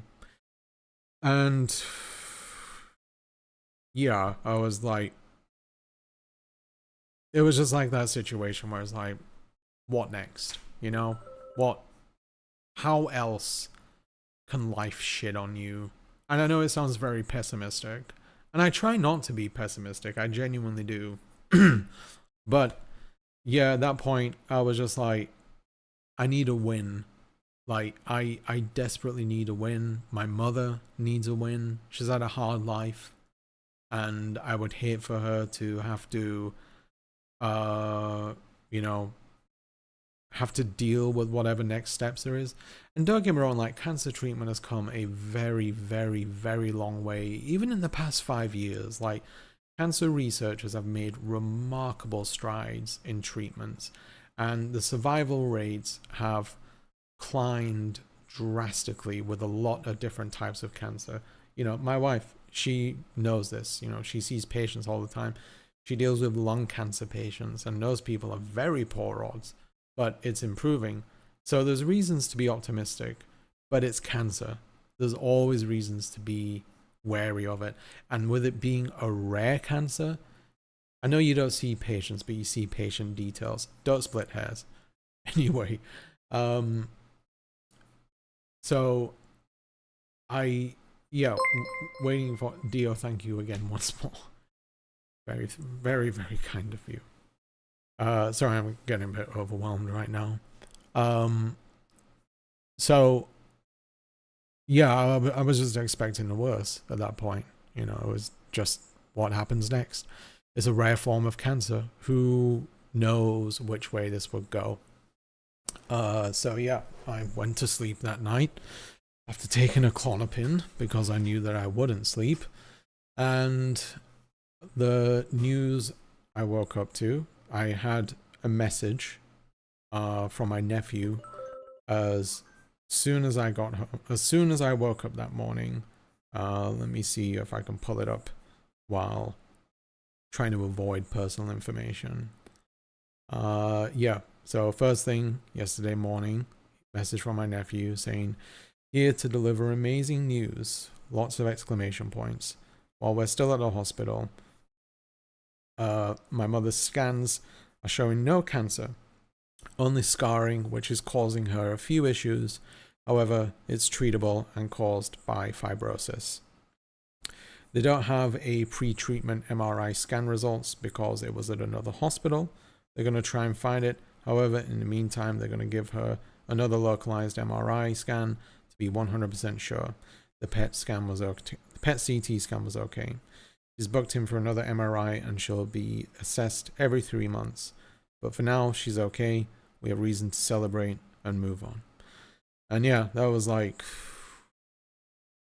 it was odd because it's like, it hasn't really set in yet, I guess. Like, it's relief, but it wasn't like the weight was completely lifted. It feels like the weight is just gradually lifted. And I think part of it is just because you get so used to having the weight on your back that you kind of forget what it feels like to not have the weight on your back. It's your normal now, and this has been the normal for months. And you know, I won't deny, like, my mother is extraordinarily lucky. Yeah, having the first treatment be successful like that, very, very, very lucky. Even if it was aggressive. And the reason why the treatment was aggressive was because it was rare. They didn't want to take any chances. It was like, you know what, we're going to go in there, we're going to blast it, and not take any chances. So yeah, very, very lucky. Because after that, it was a bunch of unknowns. Like, whatever the treatment might be next, obviously they couldn't do more radiotherapy, but what happens next, who would have known? You know, that was a terrifying thing, really, because we're into the, you know, the great blue yonder there. Like, what happens in our future, in my mother's future, who knows? So lucky. And that's Dio, thank you very much once again. Is there a pattern to the numbers here? But thank you very much, Dio. Very generously. You're a very nice person, Dio, with amazing hair. But yeah, it's that's 2 parents now that have had survived cancer. My dad, back in 2007, was diagnosed with lymph node cancer, which reached his thyroid. He still has to manage that throughout the rest of his life. Like, his body doesn't produce calcium anymore. See you later, Steve/Dio. Thank you very much for your tips. Really, really do appreciate that. I hope you enjoy the rest of your day. Yeah, he has to manage it. His body doesn't produce calcium anymore. He has a very, very compromised... he basically has, like, no immune system now, so he has to work with that. But yeah, that was a terrifying time. That was my first experience with cancer. And yeah, like, it's... having both your parents go through it is really awful. Like, it's... and not only that, like, it puts this feeling in your head as though, like, you know, that I have a greater potential for it now. And I know it's not a guaranteed. And the thing is, lymph node cancer / thyroid cancer is really rare in men. It mostly affects women. Sorry, women. But yeah, my dad got that. And you better believe me, like, all the time, like, ever since that moment, ever since that terror set in, ever since the possibility of death, injury, life changes, etc. set in, like, I feel around these areas, like, all the time. Like, I am feeling it, just to be like, yeah, it's not there, no lumps, etc. Yeah, I watch out for that shit. About a year ago, I felt like a little lump around here. Spoke to my doctor about it, and thankfully he reassured me and told me that it's just like a bump in the muscle. It's not a separate lump or anything like that. So God, that was a relief. But yeah, now my mother gets to enjoy the rest of her life, hopefully without any kind of cancer returning or other cancers appearing. Also, yeah, while they were going through the process, they found that she also had the beginnings of skin cancer on her as well. But thankfully, they managed to remove that. Luckily, that wasn't a bigger issue than it was. So yeah, doubled down in the whole process. Yeah. Get your HPV vaccinations, because otherwise you can end up in a very difficult position too. Watch out for it. Get checked up regularly. And you know, if you ever go through a horrible experience like that, you see it through to the end, no matter what. It's awful. It's agonizing to watch from the sidelines. It is truly agonizing to watch from thousands of miles away, to keep yourself together along with another human being, to support the rest of the family too. And also, I will say as well, in the UK, we have a service called Macmillan, They are an organization that has been around for over 100 years, and they are dedicated. They're a dedicated group of nurses that offers 24-hour support to people going through cancer treatments. My mother was assigned, I think, about 3 or 4 nurses to help with her. She was given 24-hour access to them, whether that's like over the phone, over live chat, or in person. They would help her with emotional issues, with questions about medications, with questions about coping mechanisms, finances, like any kind of financial aid that they could offer. Like they were there to cover the cost of travel expenses if they needed it, like 100% travel costs. So like if you have to, because she had to drive, my mother had to drive to the hospital every day in the morning during shitty rush hour traffic, so they used a lot of gas during that time. They would cover that expense completely. And the amount of support that they offer every single person in the UK who's going through cancer treatments is remarkable. Yeah, like Sumi just said, they are the closest thing to like angels that you can get on this planet. And I'm not even kidding. Like, Macmillan is just an incredible organization that, you know, there are people out there that remain optimistic around people that are going through truly awful experiences, and it really helped my mother too. They're not even just there for the patient, they're there for the family members as well. Like my nephew and my father, who are the two closest people to my mother when I'm not there. They got support from Macmillan too. So if you can donate to them, do it. Like if you're in the UK, donate to Macmillan. They are seriously just amazing as medical professionals go. And given that it's the UK and given that it's part of the NHS, my family didn't pay a single penny for those Macmillan services.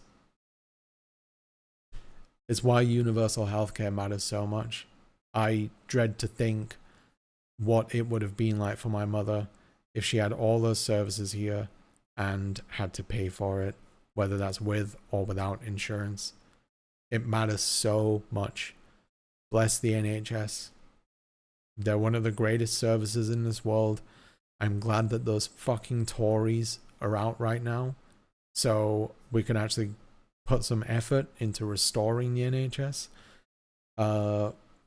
And you know what? Like, when it came to getting her treatments and everything, my mother barely had to wait for everything. Like, she was diagnosed.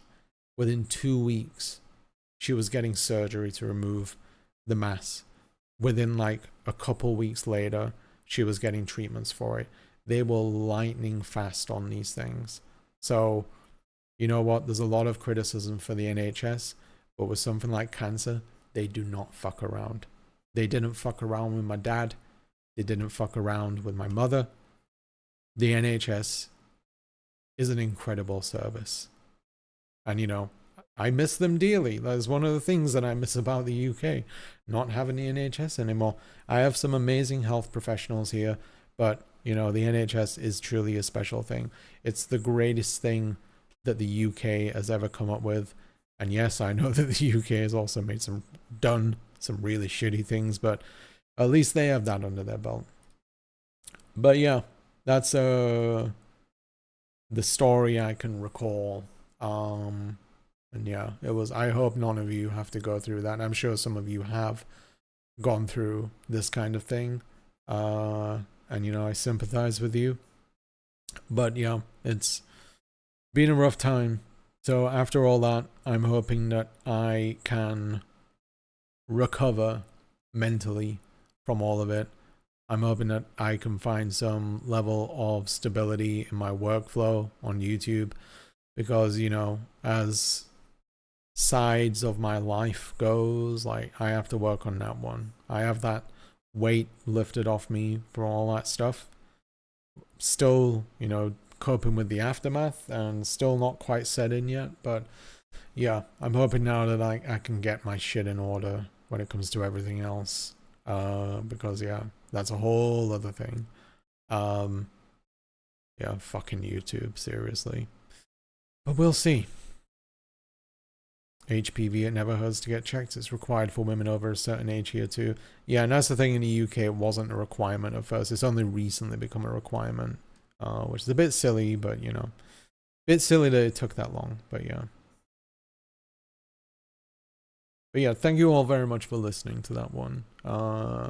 Like I said, this is something I've kept to myself for a long time. I've shared it with very few people.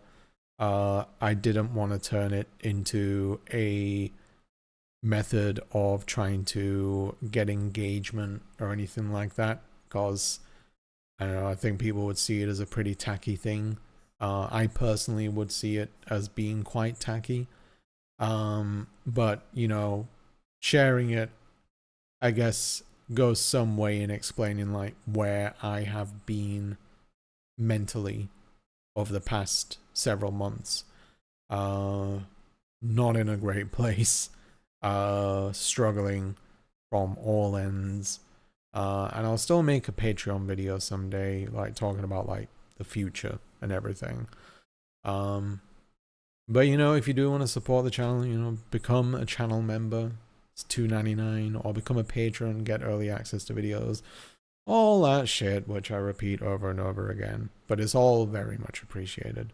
Or if you just want to leave a tip, go to the description below.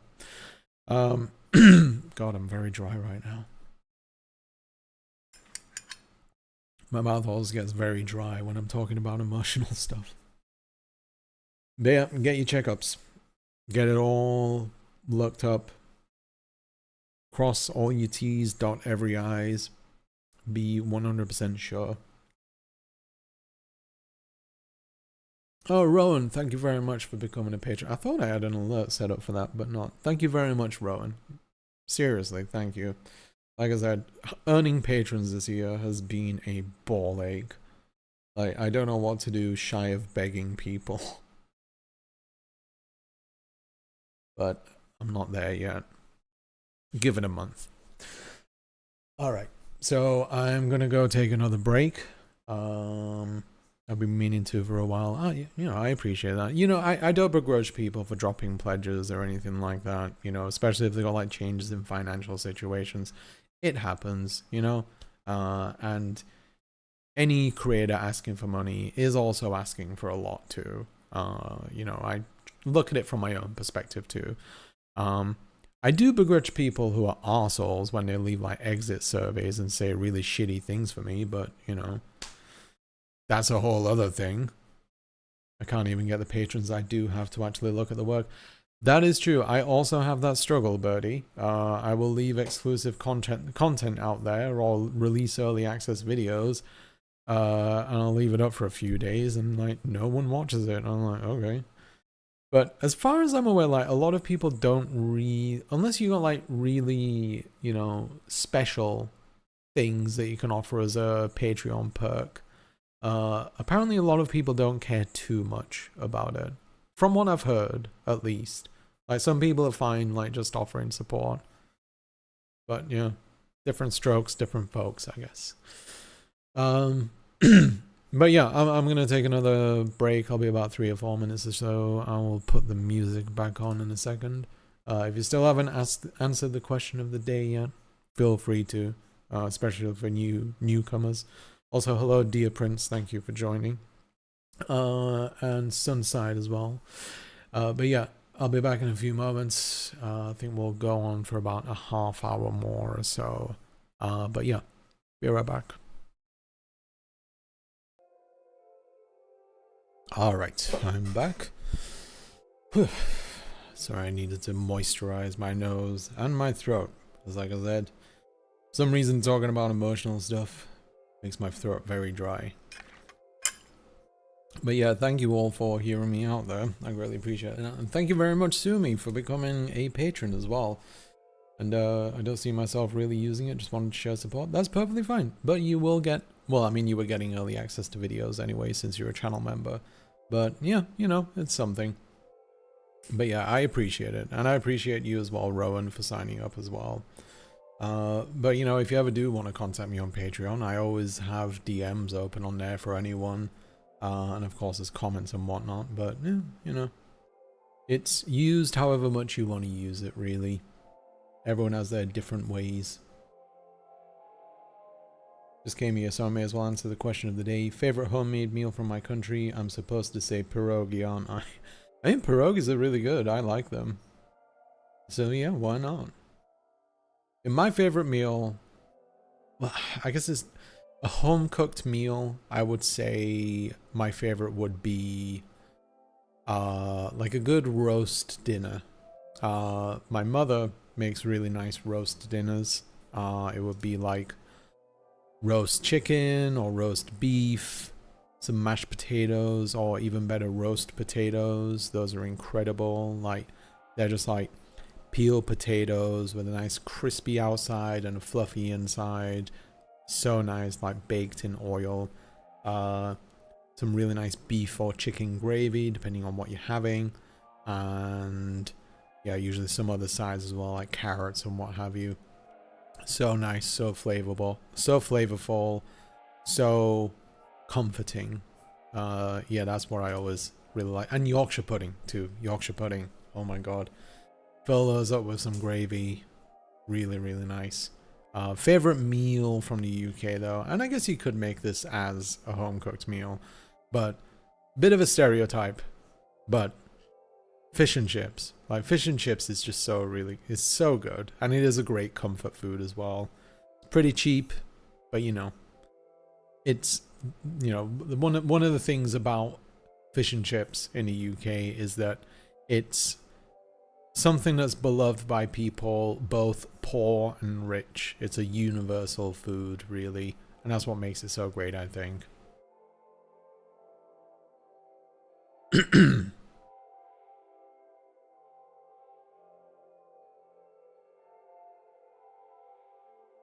Please give yourself time and space to rest. Oh yeah, I am taking the time. I mean, yesterday I've been taking it easy with the work on the next video, just so I actually have that bandwidth to, you know, appreciate a time where I have at least one burden lifted off me, because I don't want to just like immediately jump back into something that also causes me stress and just, you know, feel like nothing's really been lifted or something, if that makes any sense. Like, if you're not going to actually engage with the work I'm putting my soul into, you're going to have to triple your damn pledge. Well, like, I remember at one point where I thought it would be a neat idea to make like these baking videos for patrons. And, you know, obviously, you know, it's a passion of mine. So I thought, you know what, this will be pretty fun. Like, put something out there, hopefully get some other people into baking. So I made 2 videos. One was really simple, like how to make chocolate chip cookies. And the other one was how to make a basic loaf of white bread. 2 things that I can make very easily, so I thought, fuck it, give it a try. No one watched them. Well, like less than 10 people watched the bread video. So ever since then, like, whenever people have like asked about baking, I've usually just like sent them the video through Discord or whatever. It's like, yeah, it used to be a Patreon thing, but fuck it, if they're not gonna watch it, someone else might.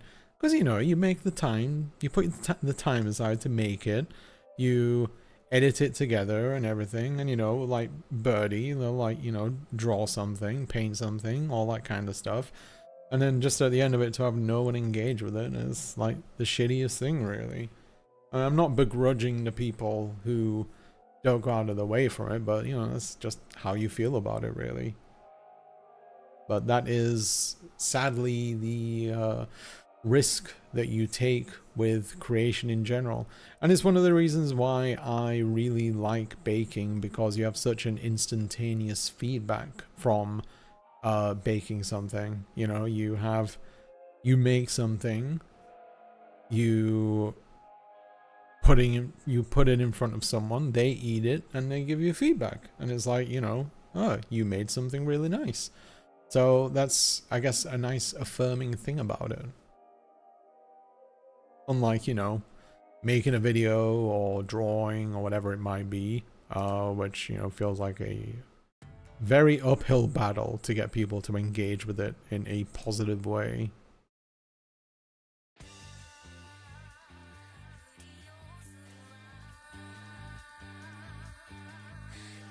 And once again, not trashing people for not going out of their way to look for stuff.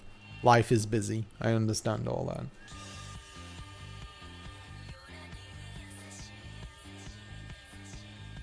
I just realized I'll no longer be pink on Discord, my favorite color. Yeah, I'm sorry, Sumi. I wish I could individually assign colors on Discord, but unfortunately there's like a priority of roles, and patrons have a higher priority than server boosters. But yeah, I'm sorry. Maybe I'll see if I can figure out something for you. You've offered me so much support, I'll see if I can figure something out for you, especially. I'll further spam with K-pop, just kidding. I was such a nervous tiny owl when he first DM'd me, but I was so happy. Yeah, you know, we started off in an interesting situation when you first joined the Discord, but, you know, look at where we are now. And I will be forever grateful. I'm glad that our paths crossed. The last meal my dad had with my grandpa was fish and chips with ice cream afterwards. That does sound good. Fucking love ice cream. He had Parkinson's for my whole life, but apparently he ate ice cream with perfect dexterity.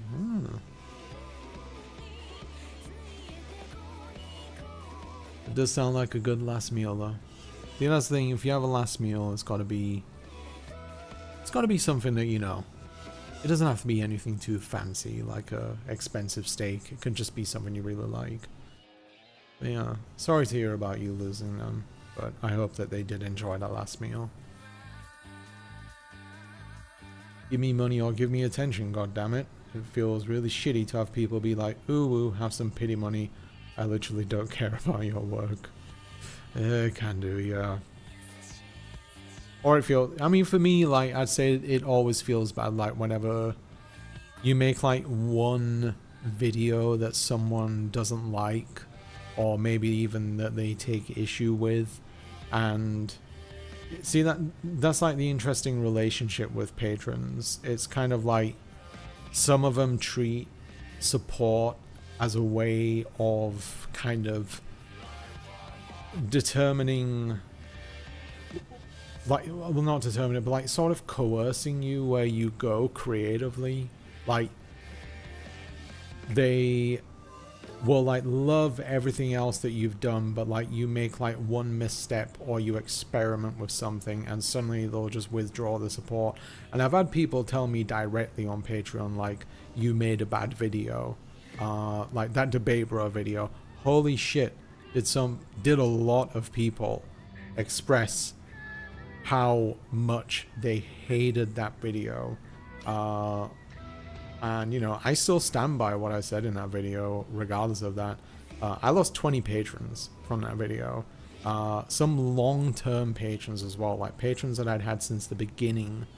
And I remember one of them called me a piece of shit. One of them said, like, I've become arrogant and smug. Like, a few just said, like, you made a bad video. Said that I'm not an ally. All kinds of stuff. All because I said to him that you should be wary of the kind of relationships that you have with content creators. And by doing something like that, by having such a visceral reaction to a video in that of that kind of topic, that kind of proved my point. that like you got so angry at being told of having a person that you don't know, who doesn't know you exist, being criticized. You got so upset at that it made you just whip money away from me. Like, you know, like, I don't know, I don't even know like a decent comparison for it. It's just like, you know, nope, you don't get that anymore because you said something mean about someone I like. I'm gonna go give this to the millionaire streamer instead. Whereas you're earning like $300 a month. Like, they need it more than you do. But yeah, it was just like, really? After everything I've made, after all the stuff that you've supported, this one thing means you just take it all away at that point. Like, I'm a shitty person at that point in your eyes. But yeah, like I said, it just proved my point. Like I said in that video, you need to be mindful of the kind of parasocial relationships that you form with content creators, because it can put you in a position where you may not fully question that person and their actions. It means that, like, you know, if you can be like, you know, if you form like a parasocial relationship with someone, even me, like if you formed a parasocial relationship with me, and then like, you know, next week I go on a stream and I start going on like all of these, you know, bigoted rants about something, the stronger the parasocial relationship you would have with me increases the likelihood of you taking on those values as well. So by forming parasocial relationships, you become far more malleable as influence goes. You know, they call them influencers for a reason, because they influence you, and that includes like your worldviews and everything. So I was saying, just be mindful of that. But evidently that didn't stick for quite a few people. So, you know, they just said like, fuck you, how dare you criticize this person, you know, you're going out of your way to harm things, all that kind of shit. That video fucked me over. Like that was one of the points during this career where I was like, not only did it fuck me over, like it fucked me over in the algorithm as well, because so many people just went to go click on that video to leave a comment, not watch the video, call me a piece of shit, and then leave. Because that video did not have a lot of views, like, you know, relatively speaking. So it was pretty damn clear that like a lot of people, you know, you can see on the YouTube dashboard how long a person watched a video for, the average view time. And that video in particular had a very short average watch time. I think it was like below 10 minutes, which for a 40-minute video is very, very short. So yeah, they didn't even listen to me. Also, I had some other weird responses from non-patrons. Like, I remember in that video, like I was talking about how, like, you know, despite his stances on equality and redistribution of wealth, that Hassan was like buying Porsches and a mansion, and you know, people have gone to the end of the earth and back to justify that stuff, but I still don't think it's justified. But like, as a response to that, I remember seeing someone left a comment saying like, well, you're criticizing them for spending all that money, you've got some soundproofing behind you, and that's pretty expensive. So you've got some soundproofing in your house, that's really expensive. My friend, these acoustic panels, not soundproofing, were put up by myself. I bought them for $12. They are super cheap and shit, to the point where I'm actually taking them down now. And I live in an apartment, not a big one, and not a house, because we can't afford a house. I think there's a big... Also, it's for my work.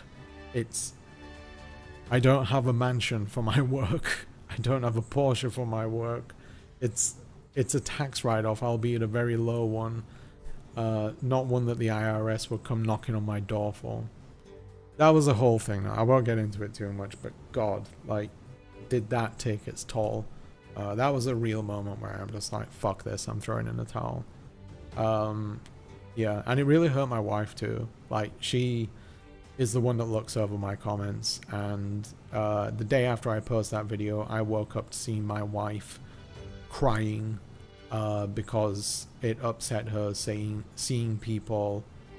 strangers saying really awful things about me, which I can't blame her. I'd feel the same if the situations were flipped.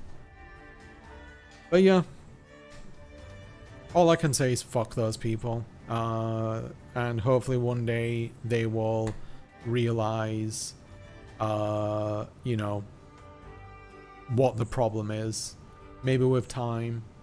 And a lot of these people are very young, you know, like early 20s, late teens, all that kind of shit. So these are the people that are especially susceptible to being completely taken along in this cult of personality. You know, if you... I can't really say this on YouTube.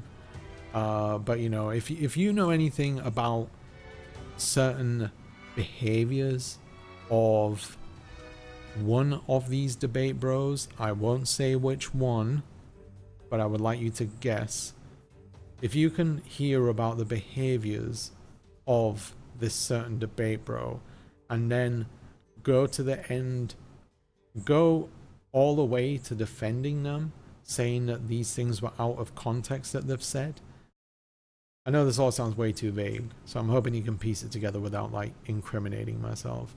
But like one of the streamers I spoke about has said some truly terrible and illegal things that people justify all the time. And I got called out for mentioning that in that video, saying that I was being unfair. Yeah, Birdie gets it. Like I said, I'm trying not to use names, I'm trying not to name specific things, so it does make it very, very, very vague, but that's intentional. But yeah, many things have been pointed out with this person, stuff which is extremely questionable, extremely illegal, and extremely disgusting, but people have defended it, and I think that is beyond fucked up. All I'll say is that it's not Hassan, so put 2 and 2 together there.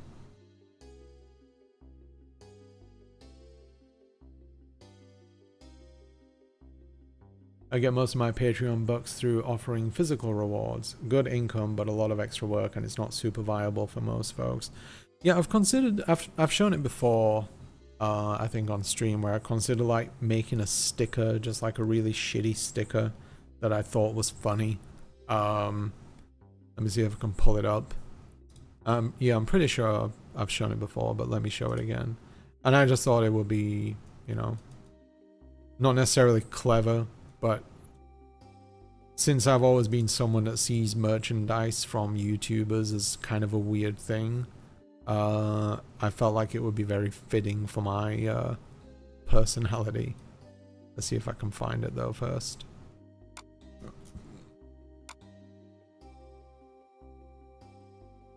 Okay.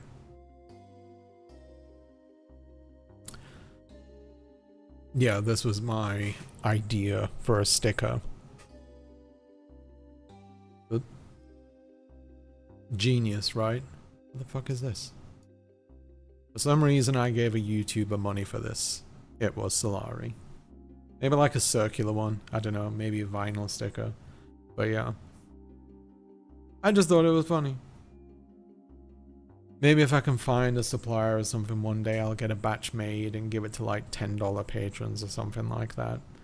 But yeah. Maybe I should give it a shot.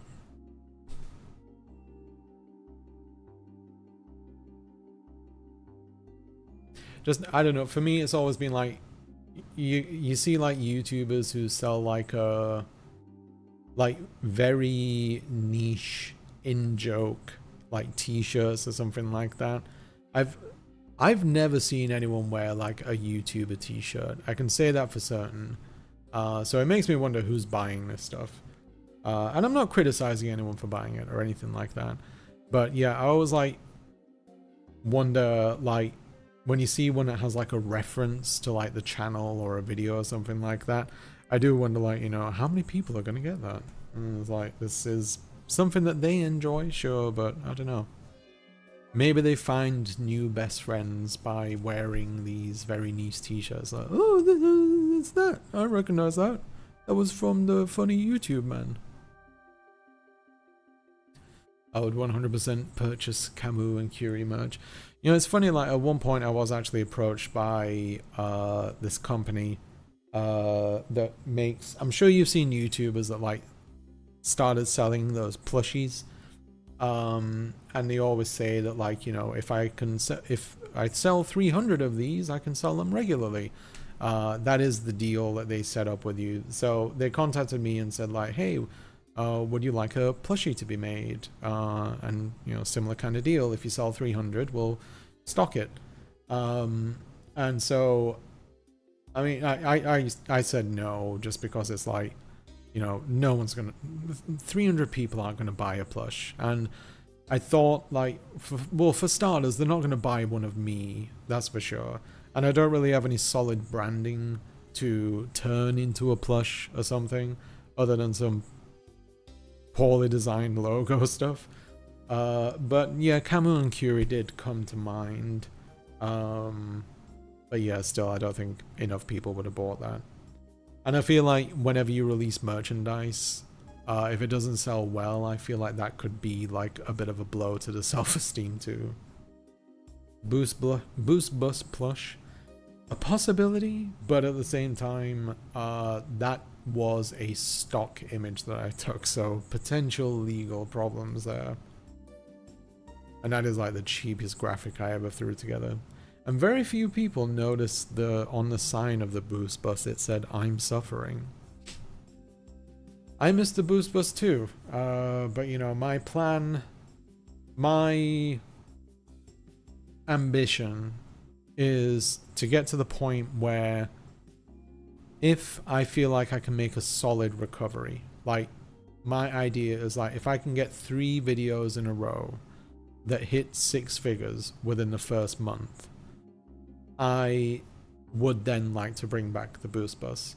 Because as I mentioned before, the main reason why I stopped doing it was, one, a lot of people were skipping past that segment, and I think that is extremely shitty for people who are desperately trying to get any kind of exposure that they can get. I really hated that people were doing that, even though I tried to streamline that segment as swiftly as possible without feeling like it's too much of a departure from the tone of the video. Like, I really did want people to watch these things. But yeah, people were skipping it. You know, I can tell from the metrics of the video. And, you know, stuff like that actually does hurt your engagement with the video, because some people will just close the video as soon as the Boost Bus appears. But I want to be able to get to a point of stability where I can ensure that creators that I promote are getting their moment. Because it felt like I was...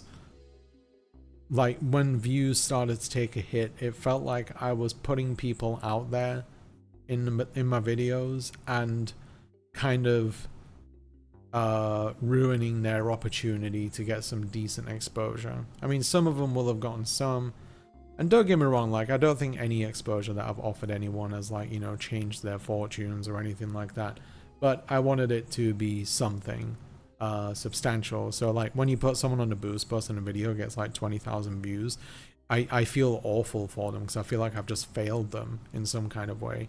You know, getting low views in itself feels awful, but having someone reliant on you for exposure to get views or any kind of, you know, traction on their socials or their Etsy or whatever it might be, it felt really, really shitty to, you know, give them that opportunity and it not being so great.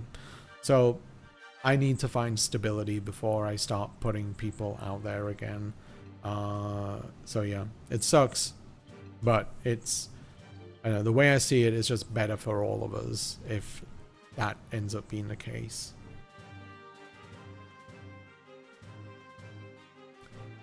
I'll never forgive people for skipping your videos at the Boost Bus. Yeah, like I said, it fucking sucks. Like, that's really, really shitty to do something like that. Like, I don't care how much of a rush you're in, just give just give artists, creators, musicians, just give them a moment. It's not that hard. Like, those segments were 2 minutes long. That's not a lot. And it's not like I was like selling some, it's not like a Raid Shadow Legends ad or some other shit like that. It's another creator out there that needs help. Like, don't be an arsehole. Just watch it. You don't even have to pay full attention. Just let it roll, okay? Yeah, it really upset me, like, seeing people skip that. Beep, beep. Yeah, and I had some fun with the boost bus as well, like the little jokes at the end, that was always fun. 300 plushies is a lot. Creator I follow didn't make it despite the good design and very creative videos promoting it. Yeah, like I said, and this isn't just a self-esteem thing. I had no doubts that like I could never reach 300, even if it was Curie or Camus as a design. It is a lot to ask for, and I think they were like $20 each or something, which really isn't cheap for a plushie. But yeah.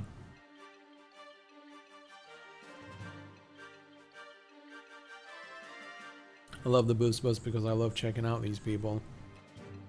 Yeah, that was one thing that I always got excited about. I mean, putting together a boost bus segment was without a doubt time consuming, because it meant that like my wife and I had to comb through the content of people just to make sure that they weren't, you know, making anything questionable. And on quite a few occasions, you know, we did find people that wanted a promotion, but they were like into shit that like maybe they had like some questionable politics, or like, you know, I had artists that were dealing with NFTs, and don't get me wrong, you know, I know art is a very difficult field, and I know there are some artists out there that really need to get paid, so they fall back on things like NFTs, or at least they used to. But like I had people that were like exclusively working on NFTs. I had people that said like they do AI generated shit, and I was like, no, like can't do that. Yeah. So yeah, you have to be thorough. And even then, when I'm thorough, like sometimes I get people saying like, "Whoa, this person made this video 5 years ago, and they have a questionable opinion on this thing that no one cares about." Just let it go. As long as it's not like, you know, they're not being like a straight up fascist or something like that. Just, yeah.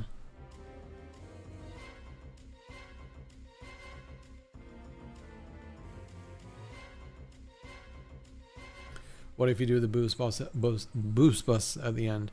I considered it, but you know, as exposure goes, as clumsy as it can feel, putting it in the middle of the video is the best chance to get someone exposure.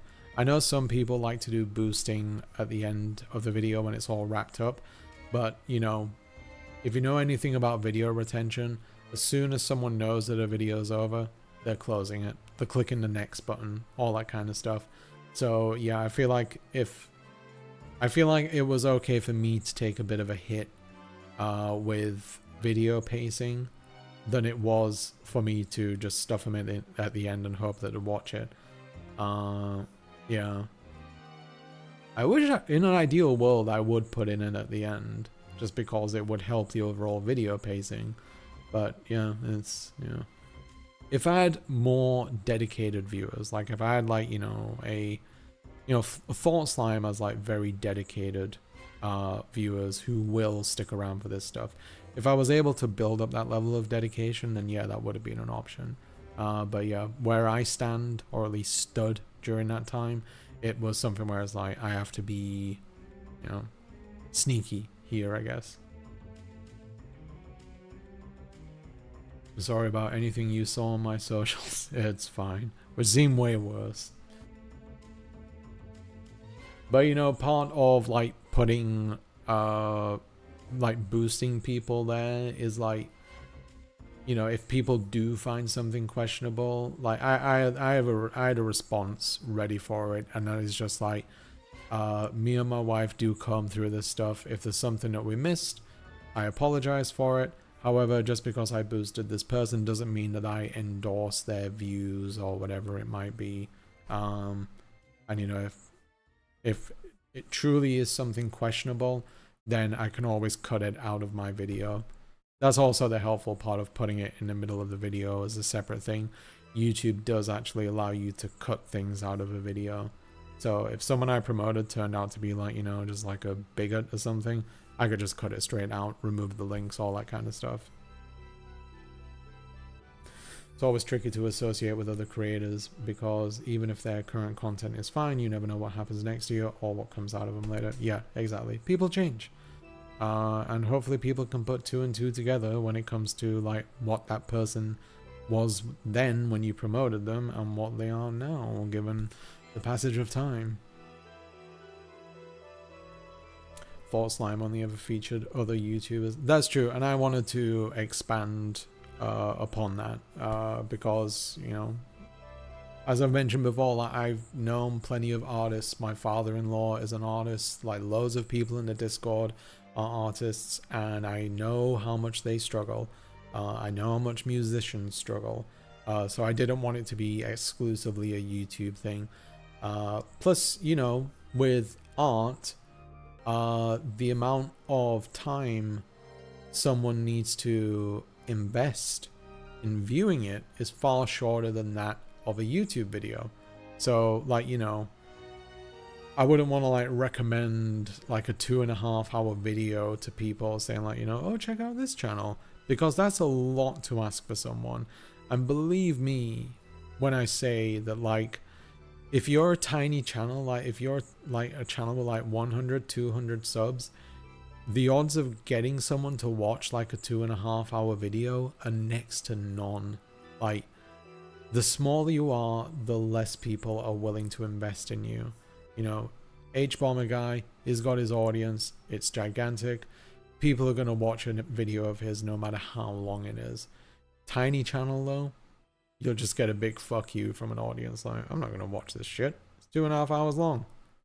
But yeah, all forms of creativity deserve exposure, and that was my approach with the Boost Bus. It shouldn't just be YouTubers. It should be way more than that. If we're going to support creators from all different walks of lives, then it has to be more than just YouTube content. YouTube is not a monopoly on art, and it is not a monopoly on creativity. It's just YouTube.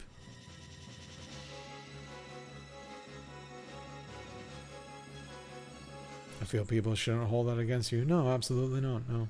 2025 Boost Bus. You assume, I guess, we don't associate with her otherwise. She's trash. That's not on us, okay. I mean, if that, I doubt that would happen with Yusumi, but you know, it's you know, it's all about it's all about the present, you know, who someone is in the present versus who they are in the past.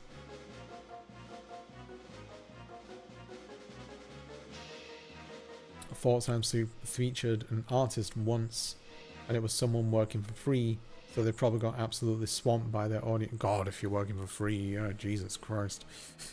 Whew. Bad time to work for free.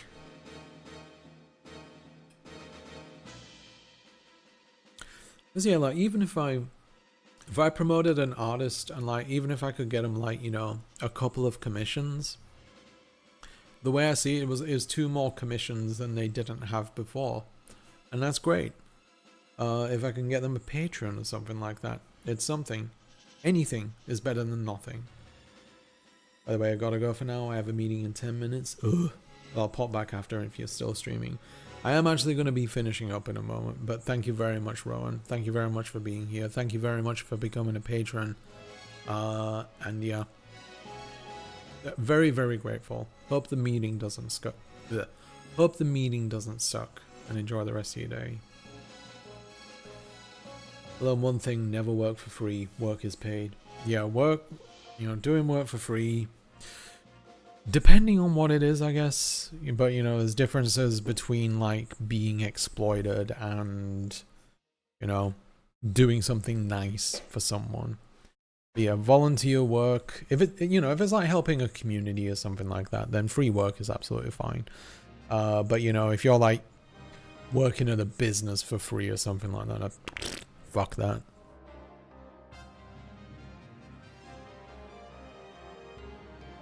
Yeah. It's hard to not be exploited for things.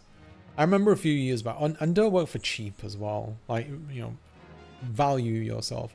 I remember a few years back, like my brother, whom I am not in touch with because I hate him for very good reasons, believe me.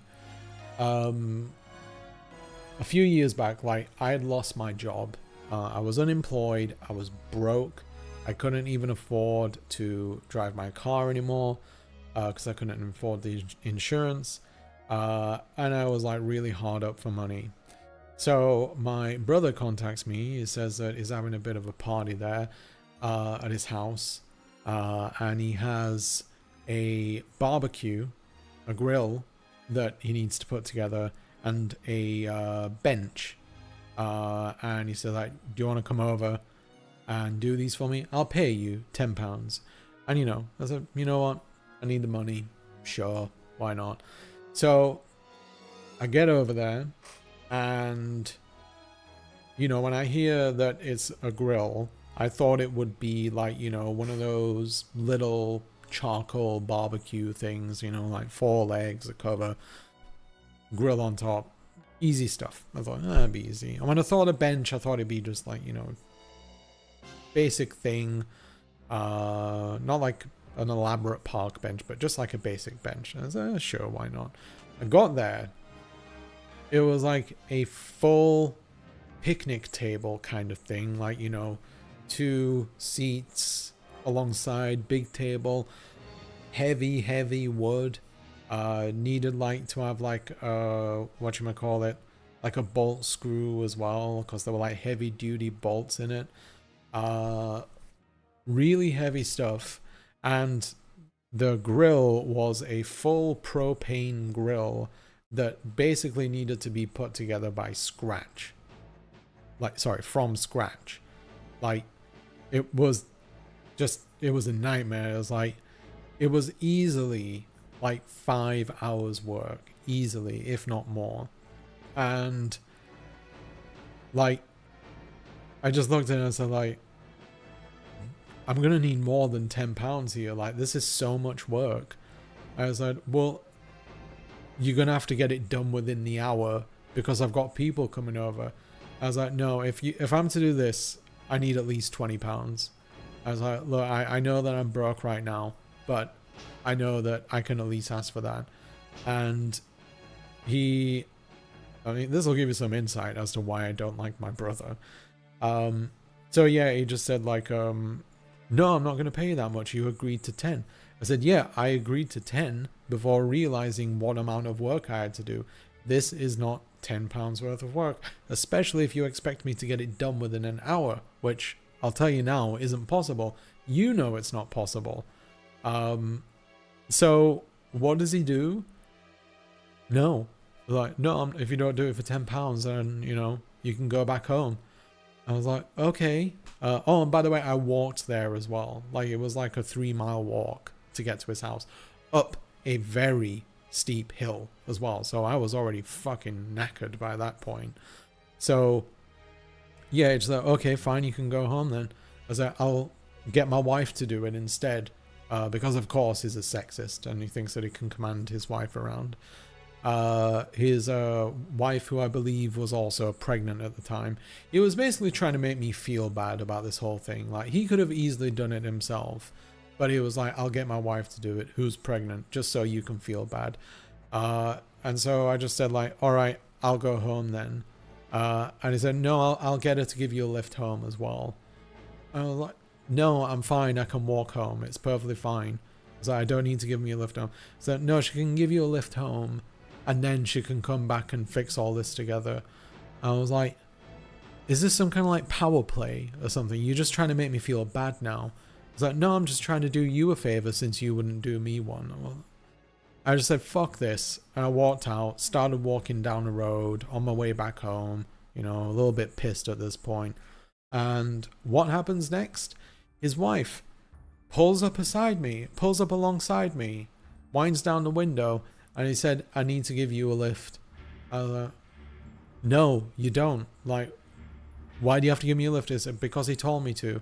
I was like, do you just do everything that he tells you to? Like, do you not have like any kind of autonomy on your own? I was like, I'm not getting in that car with you. Leave me alone. Go back, tell him that you're pregnant, and say that he can put his own shit together. Like, yeah, my brother, textbook narcissist. If things don't go his way, he blames everyone else for it. He gets other people to do things for him. He treats favors like currency. Yeah. Like our family has like cut him off. Is that bad? Like we have cut off content. We have cut off contact so much with him that when my mother was diagnosed with cancer, we didn't even tell him, because she said that he stresses her out that much that having him try to get back in their life would have just made her feel even worse. And trust me, that is completely forgivable as actions go, because yeah, awful person. If you ever met my siblings, you absolutely would not believe that they were related to me. I 100% guarantee it. They are worlds apart from me. But yeah, fucking prick. One of the worst persons I've known. I'm embarrassed to share genes with him. Gross. God, yeah. I have so many stories about him. I won't divulge right now, but like, God. What a piece of shit. Oh, and he has 5 kids as well, so it's good to know that they're going out into the world and possibly becoming other pieces of shit too. So, it's great. One had to be a good sibling. I mean, like, you know, I not to brag or anything, but I am the good child in my family. That is, yeah, even my parents will say that out loud. The child that struggles, definitely. But yeah, you know, the least disappointing, let's put it that way. But it was also a burden at the same time. You know, both my brother and sister haven't turned out well, so for me it was like everything's on your shoulders. You know, you got 2 duds there, so you're the one that has to make sure that things don't fall apart. And that's a story for another day, I suppose. But yeah, narcissists are just horrible people to deal with. They absolutely cannot accept a shred of responsibility. They have no humility whatsoever. And my brother, whew, boy, he was practically proud of all that stuff. All I had to do is not be in jail by my 16th birthday and I'd be the good child. I mean, yeah, that's not too bad right there. That's a pretty good deal. Hope they get rehomed into a normal environment ASAP. Well, I know that I think 2 of his kids basically ran away from home and stayed that way. So it's a kind of a good example of like how his parenting isn't working out too well. What a shocker. A narcissist, a bad parent. Who would have thunk it?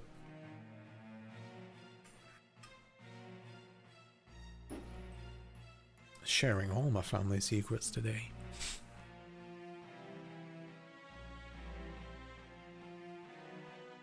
But anyway, family trauma aside, I think I will call it for today.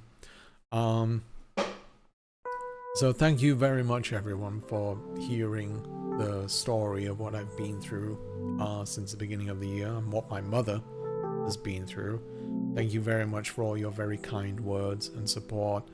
To those of you who donated, who became patrons, I believe that next week I'll be returning with another baking stream. I haven't decided on what I'm going to make yet, but I will announce it if it is going to be the case. Not 100% set on it yet. But thank you all very much as well for your kindness, for accepting me and my vulnerabilities during this time, for your understanding and for your compassion. It really does mean a lot to me, and it helped me get past the anxieties that I was feeling at the very start of this stream. Keep an eye out for future updates. I hope you all stay well. I hope you all take care of yourselves and each other. And I hope that you have the best of health. I know some of you have your struggles, but stay well and know that there are people out there that care deeply about you and wish the best for you. And I wish the best for you as well. But thank you very much. I hope you get a good night's sleep wherever you are. I know for some of you it's very late right now. Poor garage, sue me. But take care, and I will see you next time. Join the Discord if you haven't already. See you later.